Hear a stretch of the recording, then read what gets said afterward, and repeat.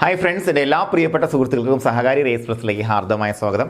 അപ്പോൾ നമ്മുടെ accountant grade 2 ആയിട്ട് ബന്ധപ്പെടുത്തിയിട്ടുള്ള PSC പരീക്ഷയ്ക്ക് വേണ്ടിയിട്ടുള്ള സൗജന്യ ക്ലാസിൻ്റെ സീരീസുകളാണ് നമ്മളിപ്പോൾ കണ്ടുകൊണ്ടിരിക്കുന്നത്.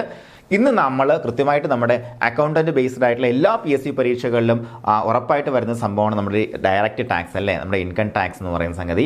അപ്പോൾ അതിനകത്ത് എപ്പോഴും നമുക്ക് അപ്ഡേറ്റഡ് ആയിട്ടുള്ള ക്ലാസ്സുകൾ ആവശ്യമാണ്. കാരണം എന്ന് പറയുമ്പോഴത്തേക്കും നമുക്ക് ഓരോ ക്വാർട്ടറിൽ വരുമ്പോൾ തന്നെ പലപ്പോഴും നമുക്ക് ചേഞ്ചസ് ഉണ്ടായി വരാം, അതുപോലുള്ള കാര്യങ്ങളൊക്കെ ഒരുപാട് വ്യത്യാസങ്ങൾ ഉണ്ടായി വരാം ഒരിക്കലും. അപ്പോൾ എപ്പോഴും നമ്മൾ അപ്ഡേറ്റഡ് ആയിട്ടുള്ള ക്ലാസ്സും അതുപോലെ എക്സാംസും ക്വസ്റ്റ്യൻസും ഒക്കെ നമുക്ക് ആവശ്യമാണ്.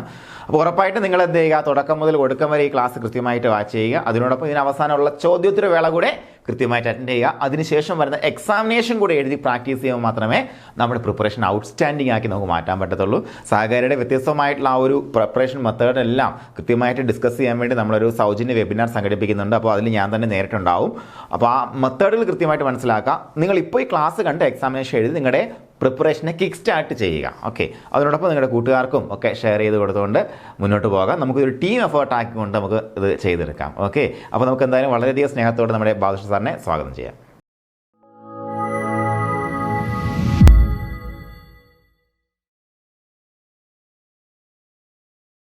ഹലോ, എല്ലാവർക്കും നമസ്കാരം. എല്ലാവർക്കും സഹകാരിയുടെ പുതിയൊരു വീഡിയോയിലേക്ക് സ്വാഗതം. നമ്മൾ ഇന്ന് എടുക്കാൻ പോകുന്ന ടോപ്പിക് എന്ന് പറയുന്നത് ഇൻകം ടാക്സ് ആണ്. അപ്പോൾ ഇൻകം ടാക്സിൻ്റെ ഇൻട്രൊഡക്ഷൻ ഫേസ് ആണ് നമ്മൾ ഫസ്റ്റ് എടുക്കുന്നത്. എന്താണ് ഡയറക്റ്റ് ടാക്സ്, എന്താണ് ഇൻഡയറക്റ്റ് ടാക്സ്, അതുപോലെ തന്നെ ഇൻകം ടാക്സ് എന്താണ്, അതുപോലെ തന്നെ ഡയറക്റ്റ് ടാക്സും ഇൻഡയറക്റ്റ് ടാക്സും തമ്മിലുള്ള വ്യത്യാസങ്ങൾ എന്താണ് തുടങ്ങിയ അടിസ്ഥാനപരമായിട്ടുള്ള അതിൻ്റെ ഫണ്ടമെൻ്റൽസ് ആണ് നമ്മൾ ഇന്ന് എടുക്കുന്നത്. അപ്പോൾ ഇൻകം ടാക്സ് പഠിച്ചിട്ടുള്ളവരാണെന്നുണ്ടെങ്കിൽ അതിൻ്റെ റിവിഷൻ ആയിട്ട് ഇതിനെ കാണാം. അതല്ലെങ്കിൽ മുൻ കാലഘട്ടങ്ങളിൽ, അതായത് നിങ്ങൾ BCom ഒക്കെ പഠിച്ച സമയത്ത് ഇൻകം ടാക്സ് ഉള്ള സബ്ജക്റ്റ് പഠിച്ചിട്ടില്ല എങ്കിൽ അതിൻ്റെ ഒരു ബേസ് ലെവലിൽ നിന്നുകൊണ്ടാണ് നമ്മൾ എന്ത് ചെയ്യാൻ പോകുന്നത്, ഇതിൻ്റെ ഒരു സെഷൻ എടുക്കാനായിട്ട് പോകുന്നത്. സോ എന്താണ് ഇൻകം ടാക്സ് എന്നുള്ളതിനെ കുറിച്ചാണ് നമ്മൾ ഇന്ന് ഡിസ്കസ് ചെയ്യാനായിട്ട് പോകുന്നത്. So what is tax? എന്താണ് tax? Tax is a compulsory contribution to state revenue. അതായത് നമ്മളെ സ്റ്റേറ്റ് റവന്യൂ എന്ന് ഉദ്ദേശിക്കുന്നത് ഇവിടെ സ്റ്റേറ്റ് എന്ന് പറയുന്നത് നമ്മുടെ കേരള സ്റ്റേറ്റ് അങ്ങനത്തെ സ്റ്റേറ്റ് അല്ല ഉദ്ദേശിക്കുന്നത്, അതായത് കേന്ദ്ര സർക്കാരിലേക്ക്, അതാണ് അവിടെ സ്റ്റേറ്റിനെ മീൻ ചെയ്യുന്നത് കേട്ടോ.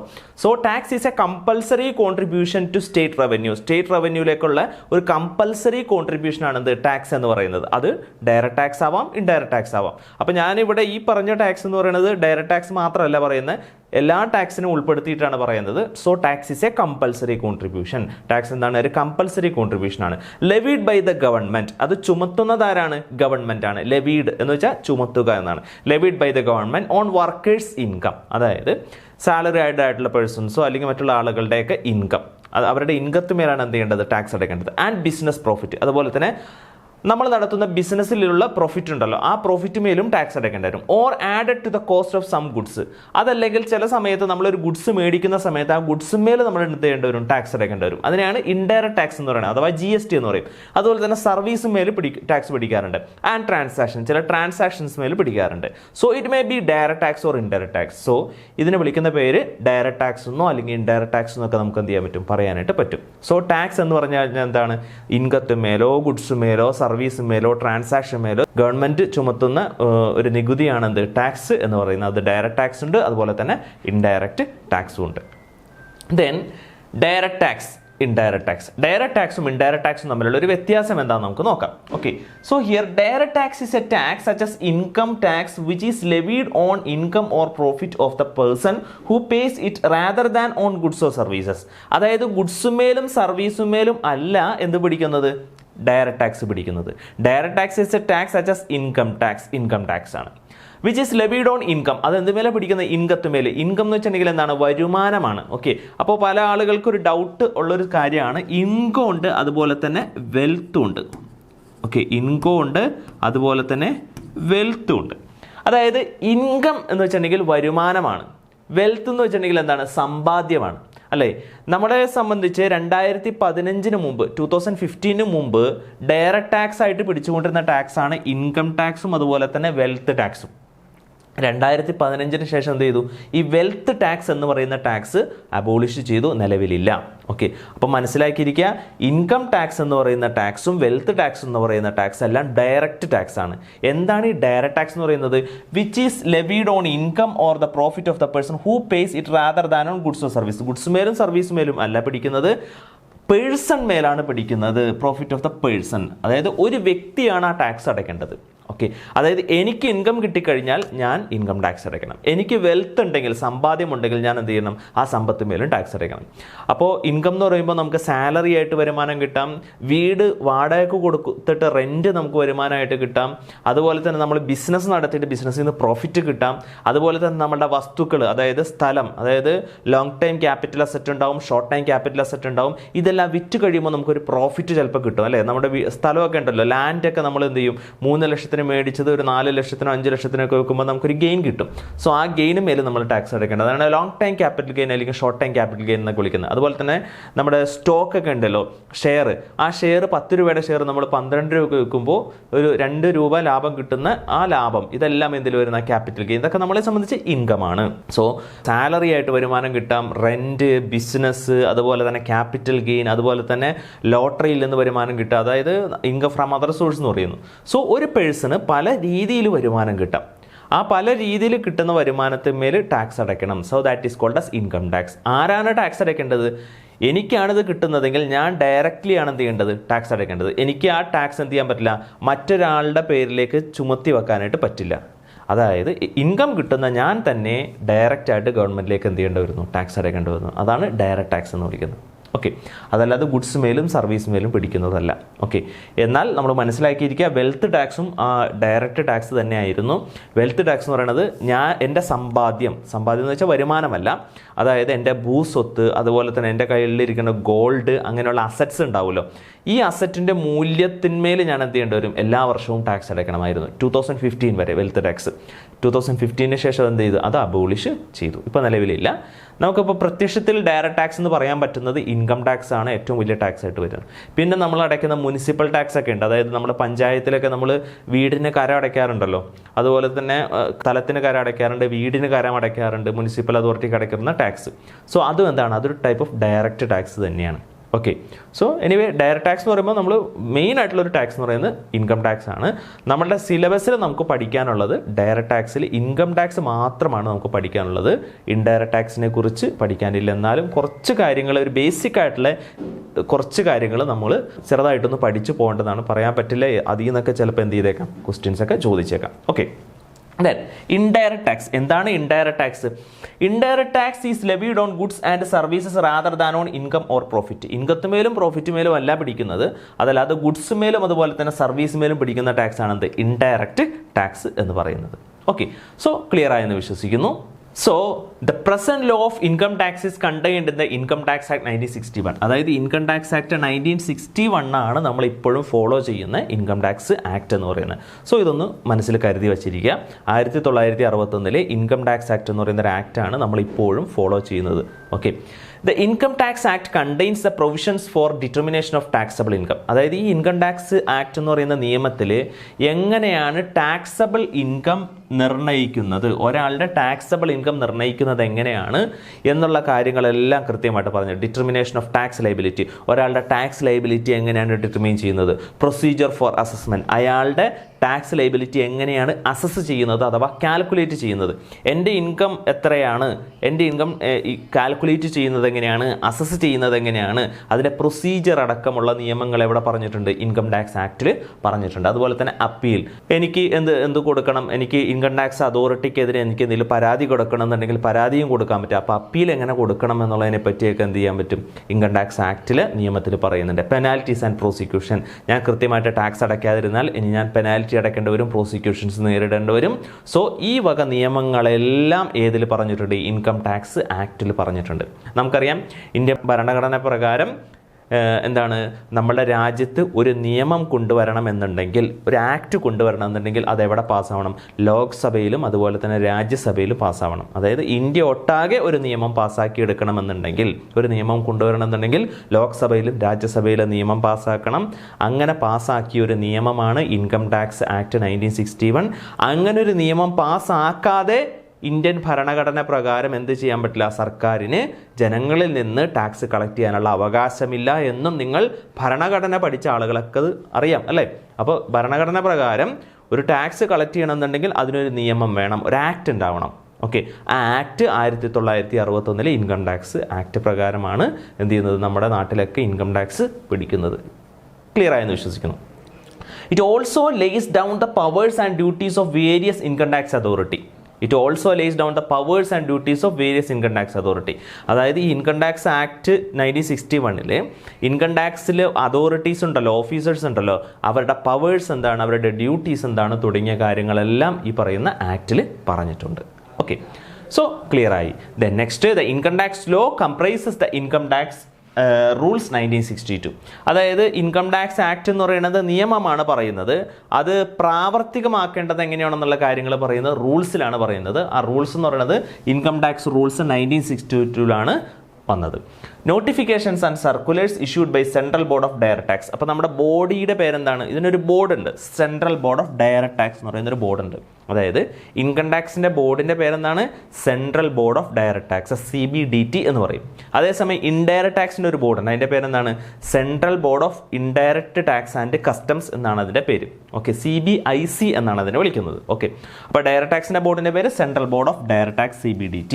ഓക്കെ, അപ്പോൾ ഈ ബോർഡാണ് ഇതിൻ്റെ എന്ത് ചെയ്യുന്നത്? നോട്ടിഫിക്കേഷൻസ്, എല്ലാ വർഷവും നോട്ടിഫിക്കേഷൻസും ചില മാറ്റങ്ങളും സർക്കുലേഴ്സൊക്കെ ഇറക്കുന്നതാണ് CBDT ആണ് ഇറക്കുന്നത്. ഇത് നടപ്പിലാക്കുന്നതെല്ലാം CBDT ആണ്. Okay, annual finance act and judicial pronouncement by the supreme court and high court. അതായത് ഫിനാൻസ് ആക്റ്റുകൾ ഉണ്ടാവും അല്ലേ, എല്ലാ വർഷവും നമ്മളുടെ ഫിനാൻസ് മിനിസ്റ്റർ, അതായത് സെൻട്രൽ ഫിനാൻസ് മിനിസ്റ്റർ എന്ന് വെച്ചിട്ടുണ്ടെങ്കിൽ ബജറ്റ് അവതരിപ്പിക്കും, ഇരു സഭകളിലും ബജറ്റ് അവതരിപ്പിക്കും, ആ ബജറ്റ് അവിടെ പാസ്സാവും, ആ ബജറ്റിൽ എന്ത് ചെയ്യും? ഇൻകം ടാക്സുമായി ബന്ധപ്പെട്ടുള്ള ചില മാറ്റങ്ങളൊക്കെ അവിടെ അനൗൺസ് ചെയ്യും, അത് സഭയിലുള്ള അംഗങ്ങളെല്ലാം അംഗീകരിക്കുകയും അത് നിയമമായിട്ട് പാസ്സാവുകയും ചെയ്യും. ഓക്കെ, ഈ ഇൻകം ടാക്സ് ആക്റ്റും എന്തിനെ ഫോളോ ചെയ്യുന്നുണ്ട്? എല്ലാ വർഷത്തെയും ഫിനാൻസ് ആക്ടിനെ എന്ത് ചെയ്യുന്നുണ്ട്? ഫോളോ ചെയ്യുന്നുണ്ട്. ഓക്കെ, ചില മാറ്റങ്ങൾ വരും. സോ ഈ മാറ്റങ്ങൾ, നോട്ടിഫിക്കേഷൻസ്, സർക്കുലേഴ്സ് ഒക്കെ എന്ത് ചെയ്യും? ഈ central board of direct tax authorities എന്ത് ചെയ്യും? നോട്ടിഫിക്കേഷനായിട്ട് ഇറക്കും. ഓക്കെ, പിന്നെ വേറെ കാര്യമുണ്ട്, സുപ്രീം കോടതി അതുപോലെ തന്നെ ഹൈക്കോടതി ജഡ്ജ്മെൻറ്റിൽ ഉള്ള ചില കാര്യങ്ങളൊക്കെ അടക്കം ഏതിൽ വരും? ഈ പറഞ്ഞ നോട്ടിഫിക്കേഷൻസിൽ വരാറുണ്ട്. ഓക്കെ, സോ ക്ലിയർ ആയെന്ന് വിശ്വസിക്കുന്നു.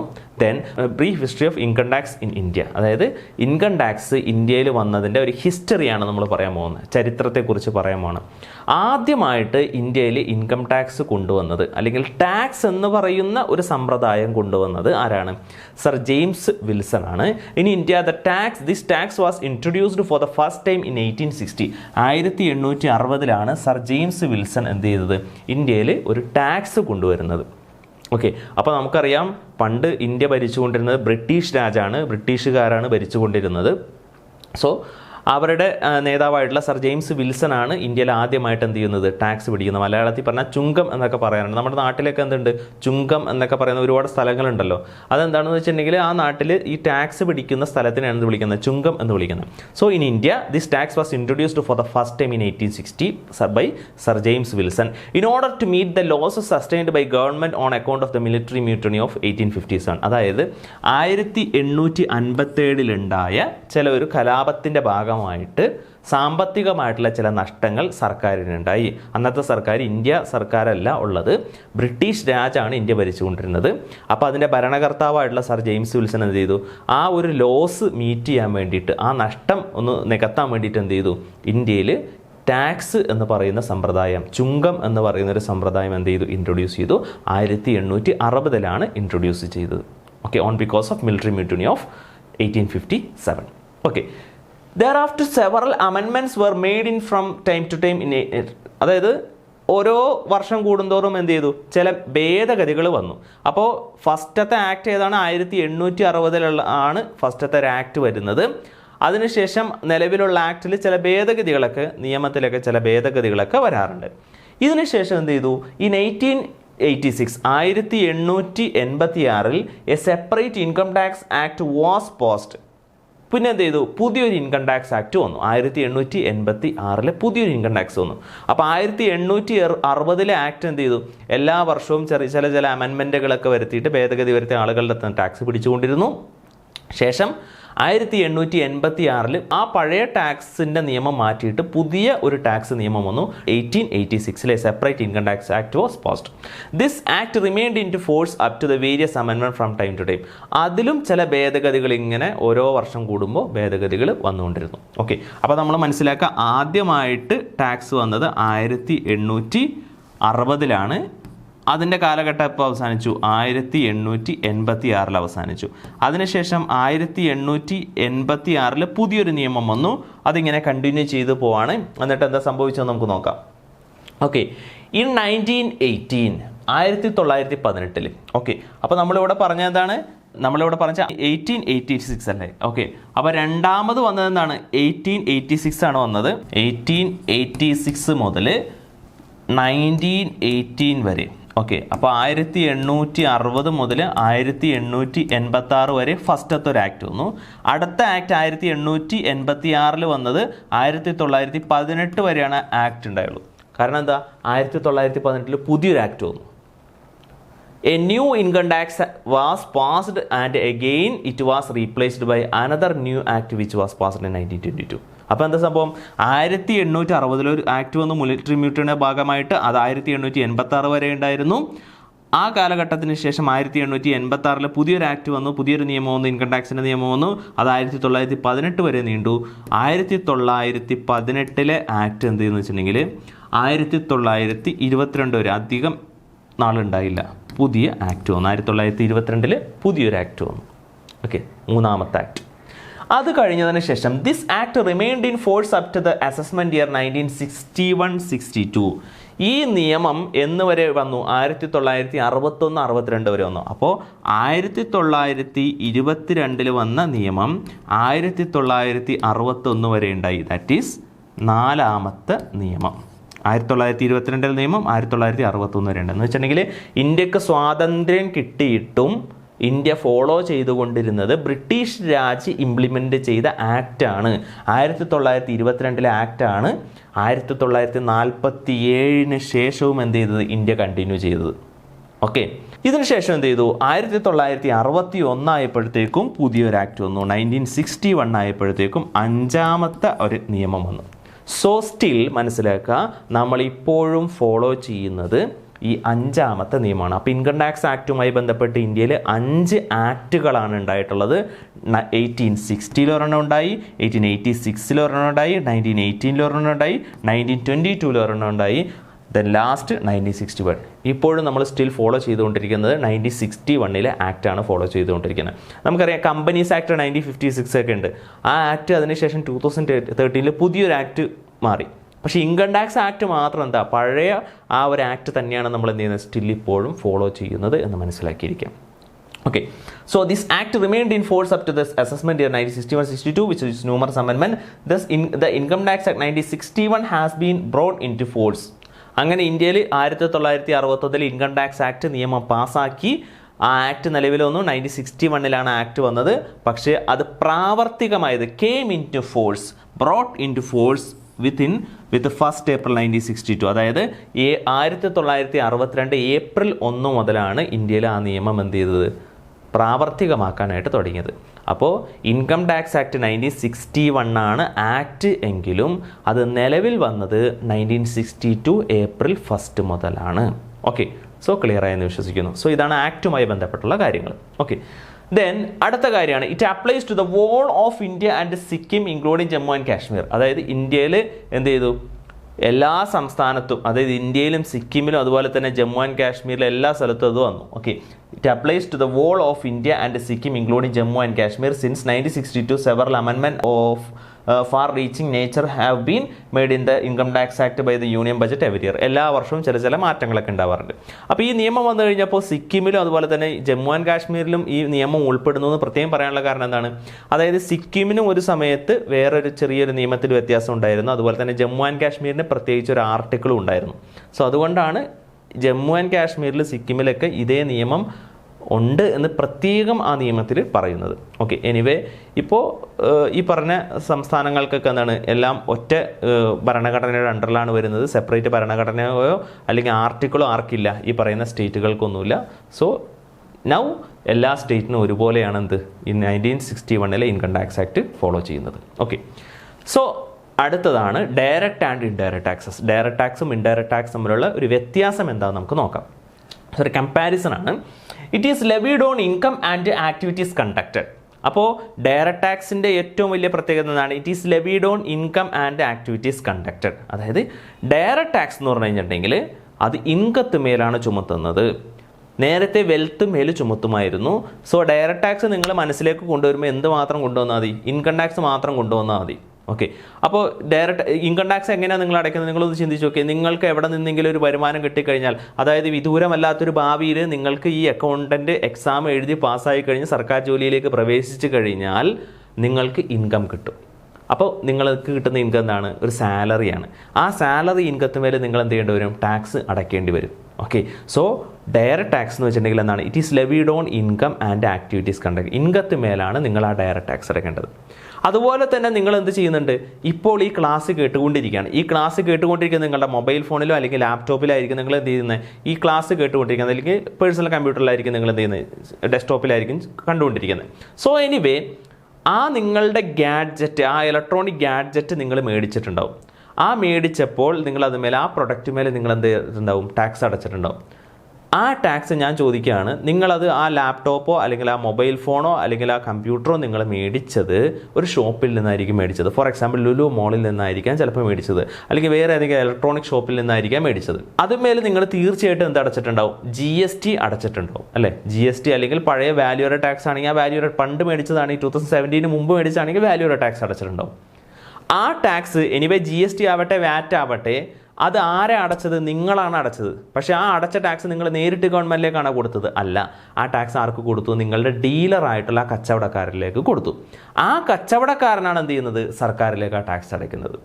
സോ അപ്പോൾ ഇതിനെയാണ് ഇൻഡയറക്റ്റ് ടാക്സ് എന്ന് വിളിക്കുന്നത്. അതായത് ടാക്സ് അടയ്ക്കുന്നതാരാണ്? ഒരു വ്യക്തിയും. അതായത് ടാക്സ് ചുമത്തപ്പെടുന്നത് കൺസ്യൂമറിലും, പക്ഷെ അത് കൊണ്ടുപോയിട്ട് അടയ്ക്കുന്നത് ഡീലറുമാണ്. സോ അതുകൊണ്ടാണ് ഇതിനെ എന്ത് വിളിക്കുന്നത്? ഇൻഡയറക്റ്റ് ടാക്സ് എന്ന് വിളിക്കുന്നത്.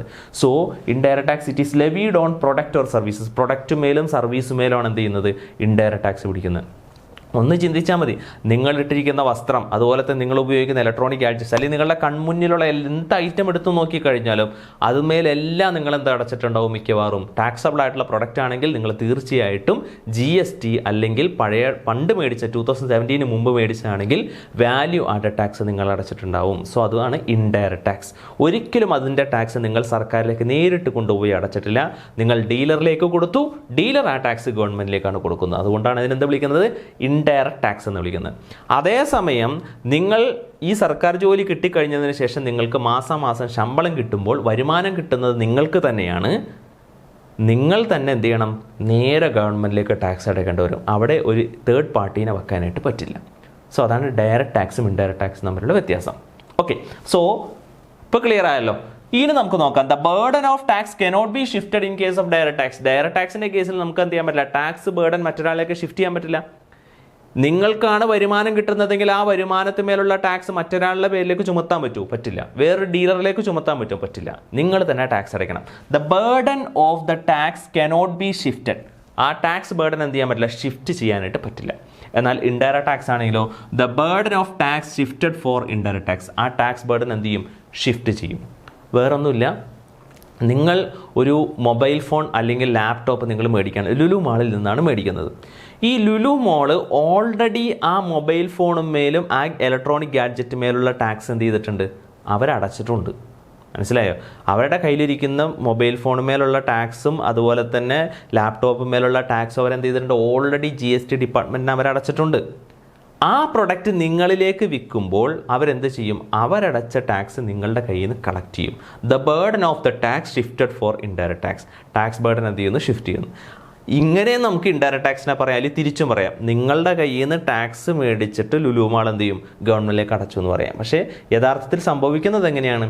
യഥാർത്ഥത്തിൽ സംഭവിക്കുന്നത് ലുലു മാൾ ഓൾറെഡി ആ മൊബൈലും മേലുള്ള ടാക്സ് അടച്ചിട്ടുണ്ടാവും. ആ ടാക്സ് ആരുടെ കയ്യിൽ നിന്ന് കളക്ട് ചെയ്യും? നിങ്ങളുടെ കയ്യിൽ നിന്ന് കളക്ട് ചെയ്യും. ഓക്കെ, പിന്നെ വേറെ കാര്യമുണ്ട്. ചിലപ്പോൾ അതിന്മേൽ വാല്യൂ അഡീഷൻ ചിലപ്പോൾ വന്നിട്ടുണ്ടാവും. ഫോർ എക്സാമ്പിൾ, അവർ ഒരു മൊബൈൽ ഫോൺ മേടിച്ചു. ആ മൊബൈൽ ഫോണുമേലുള്ള ടാക്സ്, ആ മൊബൈൽ ഫോൺ മേടിച്ചത് 10,000 രൂപക്കാണ് ലുലു മാൾ മൊബൈൽ ഫോൺ മേടിച്ചതെങ്കിൽ 10,000 രൂപ മേലുള്ള ടാക്സ് ലുലു മാൾ ഗവൺമെൻറ്റിലേക്ക് കൊടുത്തിട്ടുണ്ടാവും. ഓക്കെ, ലുലു മാൾ ആ 10,000 രൂപയുടെ മൊബൈൽ ഫോൺ 15,000 രൂപക്കാണ് നിങ്ങൾക്ക് തരുന്നതെങ്കിൽ നിങ്ങൾ എന്ത് ചെയ്യണം? 15,000 രൂപ മേലുള്ള ടാക്സ് ആർക്ക് കൊടുക്കണം? നേരെ ലുലു മാളിലേക്ക് കൊടുക്കണം. അപ്പോൾ ലുലു മാൾ എന്താ ചെയ്തിരിക്കുന്നത്? 10,000 രൂപയുടെ ടാക്സ് മാത്രമാണ് ഗവൺമെൻറ്റിലേക്ക് അടച്ചിട്ടുള്ളൂ, അല്ലേ? ബാക്കി വന്ന 15,000 ആണല്ലോ വിറ്റത്. അപ്പോൾ 5,000 മേലുള്ള ടാക്സ് ആരടച്ചിട്ടില്ല? ലുലു മാൾ അടച്ചിട്ടില്ല. ഞാനാണെങ്കിൽ മൊബൈൽ ഫോൺ മേടിച്ച സമയത്ത് ഈ 15,000 പ്ലസ് ടാക്സ് ആർക്ക് കൊടുത്തിട്ടുണ്ട്? ലുലു മാളിന് കൊടുത്തിട്ടുണ്ട്. അപ്പോൾ ലുലു മാൾ എന്താ ചെയ്യേണ്ടത്? 10,000 രൂപയുടെ ടാക്സ് ഓൾറെഡി ഗവൺമെൻറ്റിലേക്ക് അടച്ചിട്ടുണ്ട്. ബാക്കി എൻ്റെ കയ്യിൽ നിന്ന് കളക്ട് ചെയ്ത 5,000 രൂപയുടെ ടാക്സ് കൂടി എന്ത് ചെയ്യുക? നേരെ ഗവൺമെൻറ്റിലേക്ക് കൊടുക്കുക. ഓക്കെ, സോ എനിവേ ഇതിനെയാണ് എന്ത് വിളിക്കുന്നത്? ഇൻഡയറക്റ്റ് ടാക്സ് എന്ന് വിളിക്കുന്നത്.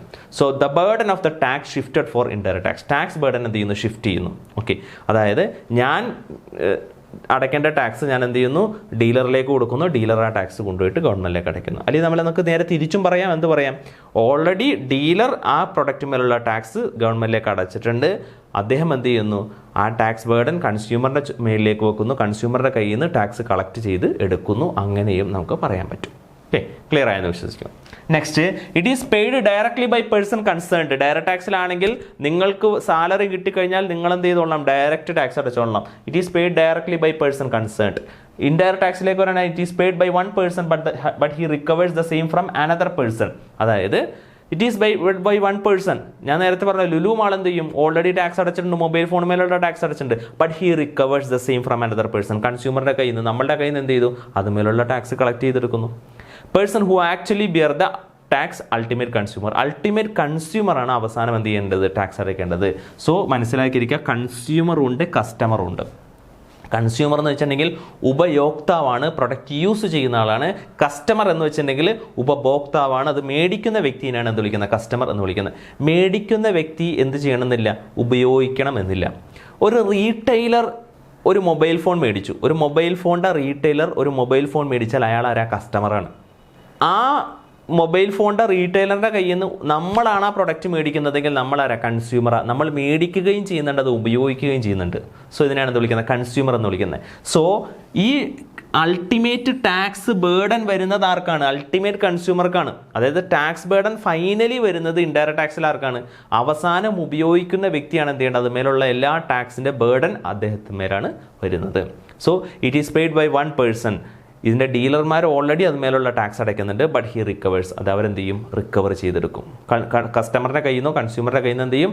അത് റിക്കവർ ചെയ്തെടുക്കും. വേറെ ഒന്നുമില്ല, ഒരു മാനുഫാക്ചർ, മൊബൈൽ മാനുഫാക്ചർ ആ മൊബൈൽ മേലുള്ള GST എന്ത് ചെയ്യും? സർക്കാരിലേക്ക് അടയ്ക്കും. മൊബൈൽ മാനുഫാക്ചർ ഹോൾസെയിലറിലേക്ക് ആ പ്രൊഡക്റ്റ് വിൽക്കുമ്പോൾ ഹോൾസെയിലറിൻ്റെ കയ്യിൽ നിന്ന് ടാക്സ് കളക്ട് ചെയ്തെടുക്കും. ആര് സേഫായി? മാനുഫാക്ചർ സേഫായി. ഇപ്പോൾ ആരെ ടാക്സ് അടച്ചിരിക്കുന്ന? ഹോൾസെയിലറാണ്. ഹോൾസെയിലർ എന്ത് ചെയ്യും? ആ പ്രൊഡക്റ്റ് നേരെ റീറ്റെയിലറിലേക്ക് വെക്കുമ്പോൾ റീറ്റെയിലറിൻ്റെ കയ്യിൽ നിന്ന് ടാക്സ് കളക്ട് ചെയ്തെടുക്കും. അപ്പോൾ ആര് സേഫായി? ഹോൾസെയിലർ സേഫായി. ഇപ്പോൾ റീറ്റെയിലറിൻ്റെ കയ്യിൽ നിന്നാണ് ടാക്സ് പോയിരിക്കുന്നത്. റീറ്റെയിലർ ആ മൊബൈൽ എന്ത് ചെയ്യും? സാധാരണ കൺസ്യൂമറിലേക്ക് വിറ്റ് ചെയ്യുമ്പോഴത്തേക്കും കൺസ്യൂമറുടെ കയ്യിൽ നിന്ന് ടാക്സ് കളക്ട് ചെയ്യും. ആര്? റീറ്റെയിലർ. ഇപ്പോൾ ആരുടെ കയ്യിൽ നിന്നാണ് ടാക്സ് പോയിരിക്കുന്നത്? കൺസ്യൂമറുടെ കയ്യിൽ നിന്ന്. സോ അൾട്ടിമേറ്റ് കൺസ്യൂമറുടെ കയ്യിൽ നിന്നാണ് എന്ത് പോകുന്നത്? ടാക്സ് പോകുന്നത്. ഓക്കെ, ഇതിൻ്റെ ഇടയിലുള്ള ഡീലർമാരാണ് എന്ത് ചെയ്യുന്നത്? ടാക്സ് ഓൾറെഡി ഗവൺമെൻറ്റിലേക്ക് അടയ്ക്കുന്നത്. അവരടച്ച ടാക്സ് കൺസ്യൂമറുടെ കയ്യിൽ നിന്ന് എന്ത് ചെയ്യുന്നു? കളക്ട് ചെയ്തെടുക്കുന്നു എന്നുള്ളതാണ് indirect taxes. Okay, then it is paid after income reaches in the hands of the taxpayer.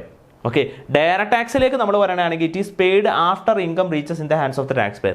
അതായത് ഇൻകം നമുക്ക് കിട്ടിയാൽ മാത്രം എന്ത് ചെയ്താൽ മതി? ടാക്സ് അടച്ചാൽ. നിങ്ങൾക്ക് സാലറി കിട്ടിയാൽ മാത്രം നിങ്ങൾ ടാക്സ് അടച്ചാൽ മതി. ലോട്ടറി നിങ്ങൾക്ക് അടിച്ചിട്ടുണ്ടെങ്കിൽ മാത്രം ടാക്സ് അടച്ചാൽ മതി. അല്ലാതെ കിട്ടാൻ പോകുന്ന വരുമാനത്തിന് മേൽ നിങ്ങൾ എന്ത് ചെയ്യേണ്ട? ടാക്സ് അടയ്ക്കേണ്ട. ഓൾറെഡി കിട്ടിയ വരുമാനത്തിന് മേൽ മാത്രം ടാക്സ് അടച്ചാൽ മതി. എന്നാൽ ഇൻഡയറക്റ്റ് ടാക്സിലാണെങ്കിൽ it is paid before goods or services reaches the taxpayer. Tax പെയറിലെ കയ്യിലേക്ക് ആ പ്രൊഡക്റ്റ് എത്തുന്നതിന് മുമ്പേ തന്നെ എന്ത് ചെയ്യേണ്ടി വരും? അതുമേൽ ടാക്സ് അടയ്ക്കേണ്ടി വരും. എന്ന് വെച്ചാൽ യഥാർത്ഥത്തിൽ നിങ്ങളുടെ കയ്യിലിരിക്കുന്ന മൊബൈൽ ഫോൺ മേൽ ടാക്സ് അടയ്ക്കേണ്ടതാരാ? അത് ഉപയോഗിക്കുന്ന നിങ്ങളല്ലേ ടാക്സ് അടയ്ക്കേണ്ടത്? അതെ, നിങ്ങൾ അതുമേൽ ടാക്സ് അടയ്ക്കുന്നതിന് മുന്നേ തന്നെ ഡീലർമാർ അതുമേലുള്ള ടാക്സ് എന്ത് ചെയ്തിട്ടുണ്ട്? ഗവൺമെൻറ്റിലേക്ക് അടച്ചിട്ടുണ്ട്. ഡീലർമാർ എന്താ ചെയ്യുന്നത്? നിങ്ങളുടെ കയ്യിൽ നിന്ന് അവരുടെ പോക്കറ്റിൽ നിന്ന് പോയ ടാക്സ് എന്ത് ചെയ്യും? നിങ്ങളുടെ കയ്യിൽ നിന്ന് കളക്ട് ചെയ്തെടുക്കുന്നു. സോ ഇൻഡയറക്റ്റ് ടാക്സിൻ്റെ സിറ്റുവേഷൻ മനസ്സിലാക്കി. It is paid before goods or services reaches the tax pair. നിങ്ങൾ ചിന്തിച്ചോ, നിങ്ങളുടെ കയ്യിലിരിക്കുന്ന മൊബൈൽ ഫോണ് അല്ലെങ്കിൽ ലാപ്ടോപ്പ് ഇതിന്മേലുള്ള ടാക്സ് നിങ്ങളുടെ കയ്യിലേക്ക് ആ പ്രൊഡക്റ്റ് കിട്ടുന്നതിന് മുന്നേ തന്നെ സർക്കാരിലേക്ക് എന്ത് ചെയ്തിട്ടുണ്ട്? ആ ടാക്സ് കിട്ടിയിട്ടുണ്ട്. അതാണ് ഇൻഡയറക്റ്റ് ടാക്സിൻ്റെ പ്രത്യേകത. It is paid before goods or services reaches the taxpayer. Okay, then direct ടാക്സിലേക്ക് പറയാനാണെങ്കിൽ tax collection is difficult. Tax collection വളരെ ഡിഫിക്കൽട്ടാണ് ഡയറക്റ്റ് ടാക്സ്. ഒന്ന് ചിന്തിച്ച് നോക്കുക, നിങ്ങൾക്ക് എവിടെ നിന്നെങ്കിലും ഒരു വരുമാനം കിട്ടി, ആരെങ്കിലും പൈസ തന്നു, അല്ലെങ്കിൽ ചിട്ടി കൂടി, അല്ലെങ്കിൽ വേറെ ഏതെങ്കിലും തരത്തിലുള്ള വരുമാനം നിങ്ങൾക്ക് കിട്ടി, ആരെങ്കിലും പൈസ ഇങ്ങോട്ട് തന്നു, വെറുതെ തരികയോ അല്ലെങ്കിൽ എന്തെങ്കിലും ജോലി ചെയ്തിട്ട് തരികയോ എന്തെങ്കിലും ചെയ്തു. നിങ്ങൾക്ക് തന്ന നിങ്ങളുടെ അക്കൗണ്ടിലേക്കല്ല പൈസ ഇട്ടത്, നിങ്ങൾക്ക് ബൈ ക്യാഷ് ആയിട്ടാണ് തന്നത്, അല്ലെങ്കിൽ അക്കൗണ്ടിലേക്ക് ആയിക്കോട്ടെ. പക്ഷേ ടാക്സ് അടയ്ക്കണോ വേണ്ടെന്ന് ആരാ തീരുമാനിക്കുന്നത്? നിങ്ങളാ തീരുമാനിക്കുന്നത്. മനസ്സിലായോ? നിങ്ങൾ പരിധിയിലധികം വരുമാനം നിങ്ങൾക്ക് കിട്ടിയെന്ന് എങ്ങാനും ഇൻകം ടാക്സ് ഡിപ്പാർട്ട്മെൻറ്റ് അറിഞ്ഞാൽ അവർ നിങ്ങൾക്ക് നോട്ടീസ് അയക്കുകയും ഇൻകം ടാക്സ് അടയ്ക്കാൻ പറയുന്നത് വരെ നിങ്ങൾ എന്ത് ചെയ്യില്ല, ടാക്സ് അടയ്ക്കില്ല. ചില ആൾക്കാർ എന്ത് ചെയ്യും, എൻ്റെ വരുമാനം ഇത്രേൻ്റെ മുകളിൽ പോയല്ലോ എന്ന് വിചാരിച്ച് സ്വന്തമായിട്ട് ടാക്സ് അടയ്ക്കും. പക്ഷേ എല്ലാവരും അങ്ങനെ അടക്കണമെന്നുണ്ടോ? ഇല്ല. അപ്പോൾ ഡയറക്റ്റ് ടാക്സിനെ സംബന്ധിച്ച് പറയുകയാണെങ്കിൽ ടാക്സ് കളക്ഷൻ വളരെ ഡിഫിക്കൽട്ടാണ്. കാരണം എല്ലാ പേഴ്സൺസും കിട്ടുന്ന വരുമാനത്തിന്മേൽ എന്ത് ചെയ്യാറില്ല, ടാക്സ് അടയ്ക്കാറില്ല. എല്ലാവരും ടാക്സ് വെട്ടിക്കാനാണ് ശ്രമിക്കുന്നത്. നമ്മളുടെ നാട്ടിൽ നിന്ന് ഒരുപാട് ആളുകൾ ടാക്സ് വെട്ടിച്ചിട്ട് നാട് കടന്നു പോയിട്ടുണ്ട് അല്ലേ. ഇപ്പോൾ വിജയ് മല്യ, നീരവ് മോദി, അങ്ങനെയുള്ള ഒരുപാട് ആളുകൾ എന്ത് ചെയ്തിട്ടുണ്ട്, ഒരുപാട് വരുമാനം ഉണ്ടാക്കിയിട്ട് ടാക്സ് അടയ്ക്കാതെ നാട് കടന്നു പോയിട്ടുള്ള ഒരുപാട് ആളുകളുണ്ട്. So tax collection is difficult. Direct ടാക്സിനെ സംബന്ധിച്ച് ടാക്സ് കളക്ഷൻ എന്താണ്, ഡിഫിക്കൽട്ടാണ്. പക്ഷേ ഇൻഡയറക്റ്റ് ടാക്സിനെ സംബന്ധിച്ചോ tax collection is relatively easy, വളരെ ഈസിയാണ്. നിങ്ങളൊരു മൊബൈൽ ഫോണോ ഗാഡ്ജറ്റ് എന്ത് പ്രൊഡക്റ്റ് ആവട്ടെ, ഡ്രസ്സോ എന്തെങ്കിലും ഐറ്റംസ് ഒരു ഷോപ്പിംഗ് മാളിൽ പോയിട്ട് മേടിക്കുകയാണ്. അവർ ഓൾറെഡി ഞാൻ നേരത്തെ പറഞ്ഞല്ലോ, അവർ ഓൾറെഡി ആ പ്രൊഡക്റ്റ് മേലുള്ള ടാക്സ് ഗവൺമെൻറ്റിലേക്ക് അടച്ചിട്ടുണ്ടാവും. നിങ്ങൾ ആ പ്രൊഡക്റ്റ് മേടിക്കാനായിട്ട് ആ ഷോപ്പിലേക്ക് നിന്ന് കഴിഞ്ഞാൽ 100% ഉറപ്പായിട്ടും ആ ടാക്സ് നിങ്ങളുടെ കയ്യിൽ നിന്ന് എന്ത് ചെയ്യും, അവർ കളക്ട് ചെയ്തെടുക്കും. കാരണം എന്തുകൊണ്ടാണ്, അവരുടെ കയ്യിൽ നിന്ന് പോയ ടാക്സ് നിങ്ങളുടെ കയ്യിൽ നിന്ന് കളക്ട് ചെയ്യേണ്ടത് അവരുടെ ഉത്തരവാദിത്വമാണ്. അവർ കളക്ട് ചെയ്യാതിരുന്ന ആരുടെ നഷ്ടമാണ്, ആ പറഞ്ഞ ഡീലർക്ക് ഉണ്ടാകുന്ന നഷ്ടമാണ്. അപ്പോൾ ഡീലർ എന്ത് ചെയ്യും, ഉറപ്പായിട്ടും ടാക്സ് കളക്ട് ചെയ്യും. ഇതുകൊണ്ടാണ് ഇൻഡയറക്റ്റ് ടാക്സ് എന്താണ്, tax collection is relatively easy, വളരെ ഈസിയാണ്. സർക്കാരിലേക്ക് ടാക്സ് കിട്ടാതിരിക്കില്ല. ഓക്കെ, വളരെ എളുപ്പത്തിൽ കിട്ടും. കാരണം ഇതിൻ്റെ ഇടയിൽ ഒരു ഡീലറുണ്ട്, ഡീലറാണ് ആദ്യം ടാക്സ് അടയ്ക്കുന്നത്. ഡീലർ എന്ത് ചെയ്യും, കൺസ്യൂമറിൻ്റെ കയ്യിൽ നിന്ന് അത് കളക്ട് ചെയ്തെടുക്കും. ഓക്കെ, ഇതിൻ്റെ എക്സാമ്പിളിലേക്ക് വരണയാണെങ്കിൽ എക്സാമ്പിൾ ഇൻകം ടാക്സ്, അതുപോലെ തന്നെ വെൽത്ത് ടാക്സ് ഒക്കെ ഇതിൻ്റെ എക്സാമ്പിളാണ്. എനിവേ വെൽത്ത് ടാക്സ് 2015 അബോളിഷ് ചെയ്തു. ഇൻഡയറക്റ്റ് ടാക്സിലേക്ക് വരണയാണെങ്കിൽ GST, excise duty, customs duty, sales tax, service tax എന്നൊക്കെ പറയുന്ന ടാക്സുകളൊക്കെ ഉണ്ട്. സോ ഇതിൽ 2017 GST വന്നതിന് ശേഷം, ഗുഡ്സ് ആൻഡ് സർവീസ് ടാക്സ് എന്ന് പറയുന്ന നിയമം വന്നതിന് ശേഷം ഈ പറഞ്ഞ സർവീസ് ടാക്സ് എന്ന് പറയുന്ന ടാക്സ് ഇല്ല. പണ്ട് സർവീസ് ടാക്സ് എന്ന് പറയുന്ന ടാക്സ് ഉണ്ടായിരുന്നു, അതുപോലെ തന്നെ വാല്യൂഡ് ടാക്സ് എന്ന് പറയുന്ന ടാക്സ് ഉണ്ടായിരുന്നു. ആ പറഞ്ഞ ടാക്സുകളൊന്നും ഇപ്പോൾ നിലവിലില്ല. പിന്നെ ഉള്ളതാണ് സെയിൽസ് ടാക്സ്. സെയിൽസ് ടാക്സ് ഇപ്പോഴും ഉണ്ടോ എന്ന് വെച്ചിട്ടുണ്ടെങ്കിൽ ഇപ്പോഴും ഉണ്ട്. അതായത് നമ്മുടെ പെട്രോളിയം പ്രൊഡക്ട്സ് ഒക്കെ ഇല്ലേ, നമ്മുടെ പെട്രോള്, ഡീസൽ, അതുമേലൊക്കെ നമ്മൾ GST അല്ല അടയ്ക്കുന്നത്, ഏതാണ്, സെയിൽസ് ടാക്സ് ആണ് അടയ്ക്കുന്നത്. ഓക്കെ, ചില സ്റ്റേറ്റിൽ വാറ്റ് ആണ് വരുന്നത്, ചില സ്റ്റേറ്റിൽ സെയിൽസ് ടാക്സ് തന്നെ, പഴയ സെയിൽസ് ടാക്സ് തന്നെയാണ് വരുന്നത്. അതുപോലെ തന്നെ കസ്റ്റംസ് ഡ്യൂട്ടി, ഈ GST വന്നപ്പോഴത്തേക്കും കസ്റ്റംസ് ഡ്യൂട്ടിയുമായി ബന്ധപ്പെട്ടുള്ള ചില ഡ്യൂട്ടീസൊക്കെ GSTയിലേക്ക് ലയിപ്പിച്ചു എങ്കിലും ബേസിക് കസ്റ്റംസ് ഡ്യൂട്ടി പോലുള്ള ചില ഡ്യൂട്ടീസ് ഇപ്പോഴും നിലനിൽക്കുന്നുണ്ട്. എക്സൈസ് ഡ്യൂട്ടിയും ഇപ്പോഴും ഉണ്ടോയെന്ന് വെച്ചാൽ ഉണ്ട്. എക്സൈസ് ഡ്യൂട്ടിയും GSTയിലേക്ക് ലയിപ്പിച്ചിട്ടുണ്ട് എങ്കിലും നമ്മുടെ പെട്രോളിയം പ്രൊഡക്റ്റ് മേൽ കേന്ദ്ര സർക്കാർ പിടിക്കുന്ന ടാക്സിൻ്റെ പേര് എക്സൈസ് ഡ്യൂട്ടി തന്നെ ഇപ്പോഴും. അപ്പോൾ പെട്രോളിയം പ്രൊഡക്റ്റ് മേലെ നമ്മൾ പെട്രോൾ, ഡീസൽ മേലെ നമ്മൾ GST അല്ലല്ലോ അടയ്ക്കുന്നത്. ഏതാ ഒരു ടാക്സ് ഏതായാലും ഉണ്ട്. പെട്രോൾ മേലും GST മേലും ഇപ്പോഴും ടാക്സ് ഉണ്ടെന്ന് എല്ലാവർക്കും അറിയാം, വെള്ളം പോലെ അറിയാം, അതുമേലെ ഇപ്പോഴും ടാക്സ് ഉണ്ടെന്ന്. പക്ഷേ ഇത് GST അല്ല എന്നും നിങ്ങൾക്കറിയാം. പിന്നെ ഏത് ടാക്സാണ്, എക്സൈസ് ഡ്യൂട്ടിയാണ്. കേന്ദ്ര സർക്കാർ എന്നതിന്മേൽ എന്താ പിടിക്കുന്നത്, എക്സൈസ് ഡ്യൂട്ടി. സംസ്ഥാന സർക്കാർ എന്താ പിടിക്കുന്നത്, സെയിൽസ് ടാക്സ് ആണ് പിടിക്കുന്നത്. സോ GST വന്നിട്ടും ഇപ്പോഴും എക്സൈസ് ഡ്യൂട്ടിയും സെയിൽസ് ടാക്സും ഉണ്ട്. കുറേ അധികം ഗുഡ്സിൻ്റെയും ഗുഡ്സുമേലും സർവീസുമേലുള്ള എക്സൈസ് ഡ്യൂട്ടിയും സെയിൽസ് ടാക്സൊക്കെ എന്ത് ചെയ്തു, ഒഴിവാക്കി. അത് എന്തിലേക്ക് ചെയ്തു, GST എന്നുള്ള ഒറ്റ ടാക്സ് ആക്കി മാറ്റി, ഗുഡ്സ് ആൻഡ് സർവീസ് ടാക്സ് എന്നുള്ള ഒറ്റ ടാക്സ് ആക്കി മാറ്റി. സോ ഇൻഡയറക്റ്റ് ടാക്സിന് എക്സാമ്പിളായിട്ട് പറയാൻ പറ്റുക GST പറയാം. എക്സൈസ് ഡ്യൂട്ടി ഇപ്പോഴും ഉണ്ട്, പെട്രോളിയം പ്രൊഡക്റ്റ് മേലുണ്ട്, അത് ഇൻഡയറക്റ്റ് ടാക്സ് ആണ്. നിങ്ങൾ പെട്രോൾ മേടിച്ച് കഴിഞ്ഞാൽ ടാക്സ് അടയ്ക്കേണ്ടി വരും, ഉറപ്പാണ് എക്സൈസ് ഡ്യൂട്ടി അടയ്ക്കേണ്ടി വരും. കസ്റ്റംസ് ഡ്യൂട്ടി, നിങ്ങൾ ഗുഡ്സ് ഇമ്പോർട്ട് ചെയ്ത് കഴിഞ്ഞാൽ കസ്റ്റംസ് ഡ്യൂട്ടി അടയ്ക്കേണ്ടി വരും, ഇൻഡയറക്റ്റ് ടാക്സ് ആണ്. സെയിൽസ് ടാക്സ്, നിങ്ങൾ പെട്രോളോ ഡീസലോ മേടിച്ച് കഴിഞ്ഞാൽ സെയിൽസ് ടാക്സ് ഇപ്പോഴും അടയ്ക്കുന്നുണ്ട്. ഓക്കെ, സർവീസ് ടാക്സ് മാത്രം എന്തില്ല, ഇപ്പോൾ നിലവിലില്ല. ഓക്കെ, സോ ഇതാണ് ഡയറക്റ്റ് ടാക്സും ഇൻഡയറക്റ്റ് ടാക്സ് തമ്മിലുള്ള വ്യത്യാസം എന്ന് പറയുന്നത്. So next, administration of tax law. Tax ലോയുടെ അഡ്മിനിസ്ട്രേഷനെ കുറിച്ചാണ് നമ്മൾ പറയാൻ പോകുന്നത്. Ministry of finance. Okay, ministry of finance ആണ് ഇതിൻ്റെ മെയിൻ ആയിട്ടുള്ള അതോറിറ്റി എന്ന് പറയുന്നത്. അതുപോലെ തന്നെ ഡിപ്പാർട്ട്മെൻറ്റ് ഓഫ് റവന്യൂ, ഇവർ രണ്ടുപേരാണ് ഇതിൻ്റെ അതോറിറ്റി എന്ന് പറയുന്നത്. ഇവിടെ രണ്ട് ബോർഡാണ് വരുന്നത്. സെൻട്രൽ ബോർഡ് ഓഫ് ഡയറക്ട് ടാക്സും ഉണ്ട്, അതുപോലെ തന്നെ central board of indirect tax and കസ്റ്റംസും ഉണ്ട്. നമ്മുടെ ഇൻകം ടാക്സ് പിടിക്കുന്നത്, അതായത് നമ്മുടെ ഇൻകം ടാക്സ് പിടിക്കുന്നത് central board of direct tax ആണ്, CBDT ആണ്. അതുപോലെ തന്നെ GST പോലുള്ള ഇൻഡയറക്ട് ടാക്സുകൾ പിടിക്കുന്ന അതോറിറ്റിയുടെ പേരാണ് central board of indirect tax and customs എന്നാണ് വിളിക്കുന്നത്. ഈ ബോർഡ് വന്നത് CBIC വന്നത് 2017 വന്നത്. അതായത് GST വന്നപ്പോഴാണ് ഈ central board of indirect tax and customs എന്ന് പറയുന്ന ബോർഡ് വന്നത്. അതിനു മുമ്പ് ഈ ബോർഡിൻ്റെ പേര് CBEC എന്നായിരുന്നു. CBEC എന്ന് വെച്ചിട്ടുണ്ടെങ്കിൽ central board of excise and customs എന്നായിരുന്നു ഈ ബോർഡിൻ്റെ പേര്. എന്തായിരുന്നു? Central board of excise and customs, CBEC എന്നായിരുന്നു അതിൻ്റെ പേര്. ഓക്കെ, അപ്പോൾ എക്സൈസ് ഡ്യൂട്ടി പിടിച്ചുകൊണ്ടിരുന്നപ്പോഴും കസ്റ്റംസ് ഡ്യൂട്ടി പിടിച്ചുകൊണ്ടിരുന്നപ്പോൾ ആ ബോർഡിൻ്റെ പേര് CBEC എന്നായിരുന്നു. ദെൻ 2017 GST വന്നപ്പോൾ ആ ബോർഡിൻ്റെ പേര് മാറ്റിയിട്ട് central board of indirect tax and customs എന്നാക്കി മാറ്റി. ഓക്കെ, സോ ഇത് ക്ലിയർ ആയിട്ടൊന്ന് മനസ്സിലാക്കിയിരിക്കുക. CBEC central board of excise and customs. ഈ എക്സൈസ് ഡ്യൂട്ടിയും അതുപോലെ തന്നെ കസ്റ്റംസ് ഡ്യൂട്ടിയും അത് കൂടാതെ സർവീസ് ടാക്സ്, കേന്ദ്ര സർക്കാർ പിടിച്ചുകൊണ്ടിരുന്ന സർവീസ് ടാക്സും പിടിച്ചുകൊണ്ടിരുന്നത് ഈ central board of excise and customs എന്ന് പറയുന്ന ബോർഡ് ആയിരുന്നു. 2017 GST വന്നപ്പോൾ പുതിയ ബോർഡ് ഉണ്ടാക്കിയ ആ ബോർഡിൻ്റെ പേരാണ് central board of indirect tax and customs എന്നാണ് അതിനെ വിളിക്കുന്നത്. സോ ഇതും കൂടി എന്ത് ചെയ്യാം, മനസ്സിലാക്കി ഇരിക്കാം. ഓക്കെ, ഇനി അടുത്തതാണ് ബേസിസ് ഓഫ് ചാർജ് ആണ് നമ്മൾ ഇനി നോക്കാൻ പോകുന്നത്. അതായത് ഇൻകം ടാക്സിൻ്റെ ബേസിക് ആയിട്ടുള്ള ഒരു കൺസെപ്റ്റിലേക്കാണ് നമ്മൾ പോകാൻ പോകുന്നത്. ഇൻകം ടാക്സിലേക്ക് നമ്മൾ കാലെടുത്ത് വച്ചു. അപ്പോൾ നമ്മൾ ഇത്ര നേരം ഇൻഡയറക്ട് ടാക്സും അതുപോലെ തന്നെ ഡയറക്ട് ടാക്സുമുള്ള വ്യത്യാസമാണ് പറഞ്ഞതെങ്കിൽ, നമ്മൾ ഡയറക്ട് ടാക്സിലെ ഇൻകം ടാക്സിൻ്റെ നമ്മൾ ആദ്യാക്ഷരം മുതൽ പഠിക്കുകയാണ്. ഫസ്റ്റത്തെ വണ്ണാണ് ബേസിസ് ഓഫ് ചാർജ്. ഈ ഇൻകം ടാക്സ് ചുമത്തുന്നതിൻ്റെ അടിസ്ഥാനം എന്താണെന്നുള്ളതാണ് ബേസിസ് ഓഫ് ചാർജ്. മനസ്സിലാക്കിയിരിക്കുക. Income tax is an annual tax on income. അതെന്താണ്? ആനുവൽ ടാക്സ് ആണ്. അപ്പോൾ നമ്മൾ ഈ പറഞ്ഞ പോലെ നമ്മളെ സംബന്ധിച്ച് എന്ത് ടാക്സ് ഉണ്ട്? നമ്മുടെ ഇൻഡയറക്ട് ടാക്സ് ഉണ്ട്, GST ഉണ്ടല്ലേ. GST എന്ന് വെച്ചിട്ടുണ്ടെങ്കിൽ ആനുവൽ ടാക്സ് അല്ല. നിങ്ങളൊരു പ്രൊഡക്റ്റ് മേടിച്ചാൽ ആ പ്രൊഡക്റ്റ് മേലുള്ള ടാക്സ് സർക്കാരിലേക്ക് അടച്ചോളണം. പക്ഷേ ഇൻകം ടാക്സിൽ എങ്ങനെയല്ല വരുന്നത്? ഒരു വർഷം വരുമാനം ഉണ്ടായി കഴിഞ്ഞാൽ ആ ഒരു വർഷത്തെ വരുമാനം, ആ വാർഷിക വരുമാനത്തുമേലുള്ള ടാക്സ് ആണ് സർക്കാരിലേക്ക് അടയ്ക്കേണ്ടത്. So income tax is an annual tax on income. Annual ഇൻകത്തുമേലാണ് നമ്മൾ എന്ത് ചെയ്യേണ്ടത്? ഇൻകം ടാക്സ് അടയ്ക്കേണ്ടത്. Income of the previous year is taxable in the assessment year. Previous ഇയറിലെ കഴിഞ്ഞ വർഷത്തെ ഇൻകത്തുമേലാണ് നമ്മൾ എന്ത് ചെയ്യേണ്ടത്? അസസ്മെൻറ്റ് ഇയറിൽ ടാക്സ് അടയ്ക്കേണ്ടത്. എന്ന് വെച്ചാൽ ഇപ്പോഴത്തെ നമ്മുടെ പ്രീവിയസ് ഇയർ എന്ന് പറയുന്നത് ഏതാണ്? 2023-24 നമ്മളുടെ പ്രീവിയസ് ഇയർ എങ്കിൽ 2024-25 നമ്മളെ സംബന്ധിച്ചെന്ത്? അസസ്മെൻറ്റ് ഇയർ എന്നാണ്. അതായത് ഇപ്പോൾ നമ്മൾ റണ്ണിങ് വർഷം ഏതാ? ഇപ്പോഴത്തെ കറൻറ്റ് വർഷം ഏതാണ്? 2024-25 ആണല്ലോ. അപ്പോൾ 2024-25 നമ്മൾ ടാക്സ് അടയ്ക്കേണ്ടത് ഏത് വർഷത്തെ വരുമാനത്തുമേല? 2023-24 നമുക്ക് കിട്ടിയ വരുമാനത്തുമേലുള്ള ടാക്സ് 2024-25 അസസ്മെൻറ്റ് ഇയറിൽ നമ്മൾ അസസ്മെൻറ്റ് നടത്തണം, അഥവാ കാൽക്കുലേറ്റ് ചെയ്യണം. പ്രീവിയസ് ഇയറിലെ വരുമാനം നമ്മൾ കാൽക്കുലേറ്റ് ചെയ്യേണ്ടത് അസസ്മെൻറ്റ് ഇയറിലാണ്. എന്നിട്ട് അസസ്മെൻറ്റ് ഇയറിലാണ് നമ്മൾ ടാക്സ് അടയ്ക്കേണ്ടത്. ക്ലിയർ ആയല്ലോ? Based on the rate applicable for the assessment year. അതായത് അസസ്മെൻറ്റ് ഇയറിലേക്ക് ആപ്ലിക്കബിൾ ആയിട്ടുള്ള റേറ്റ് മേൽ നമ്മൾ എന്ത് ചെയ്യേണ്ടി വരും? ടാക്സ് അടയ്ക്കേണ്ടി വരും. Okay, the Finance Act passed by the Parliament fixes the rate of tax applicable for the relevant assessment year.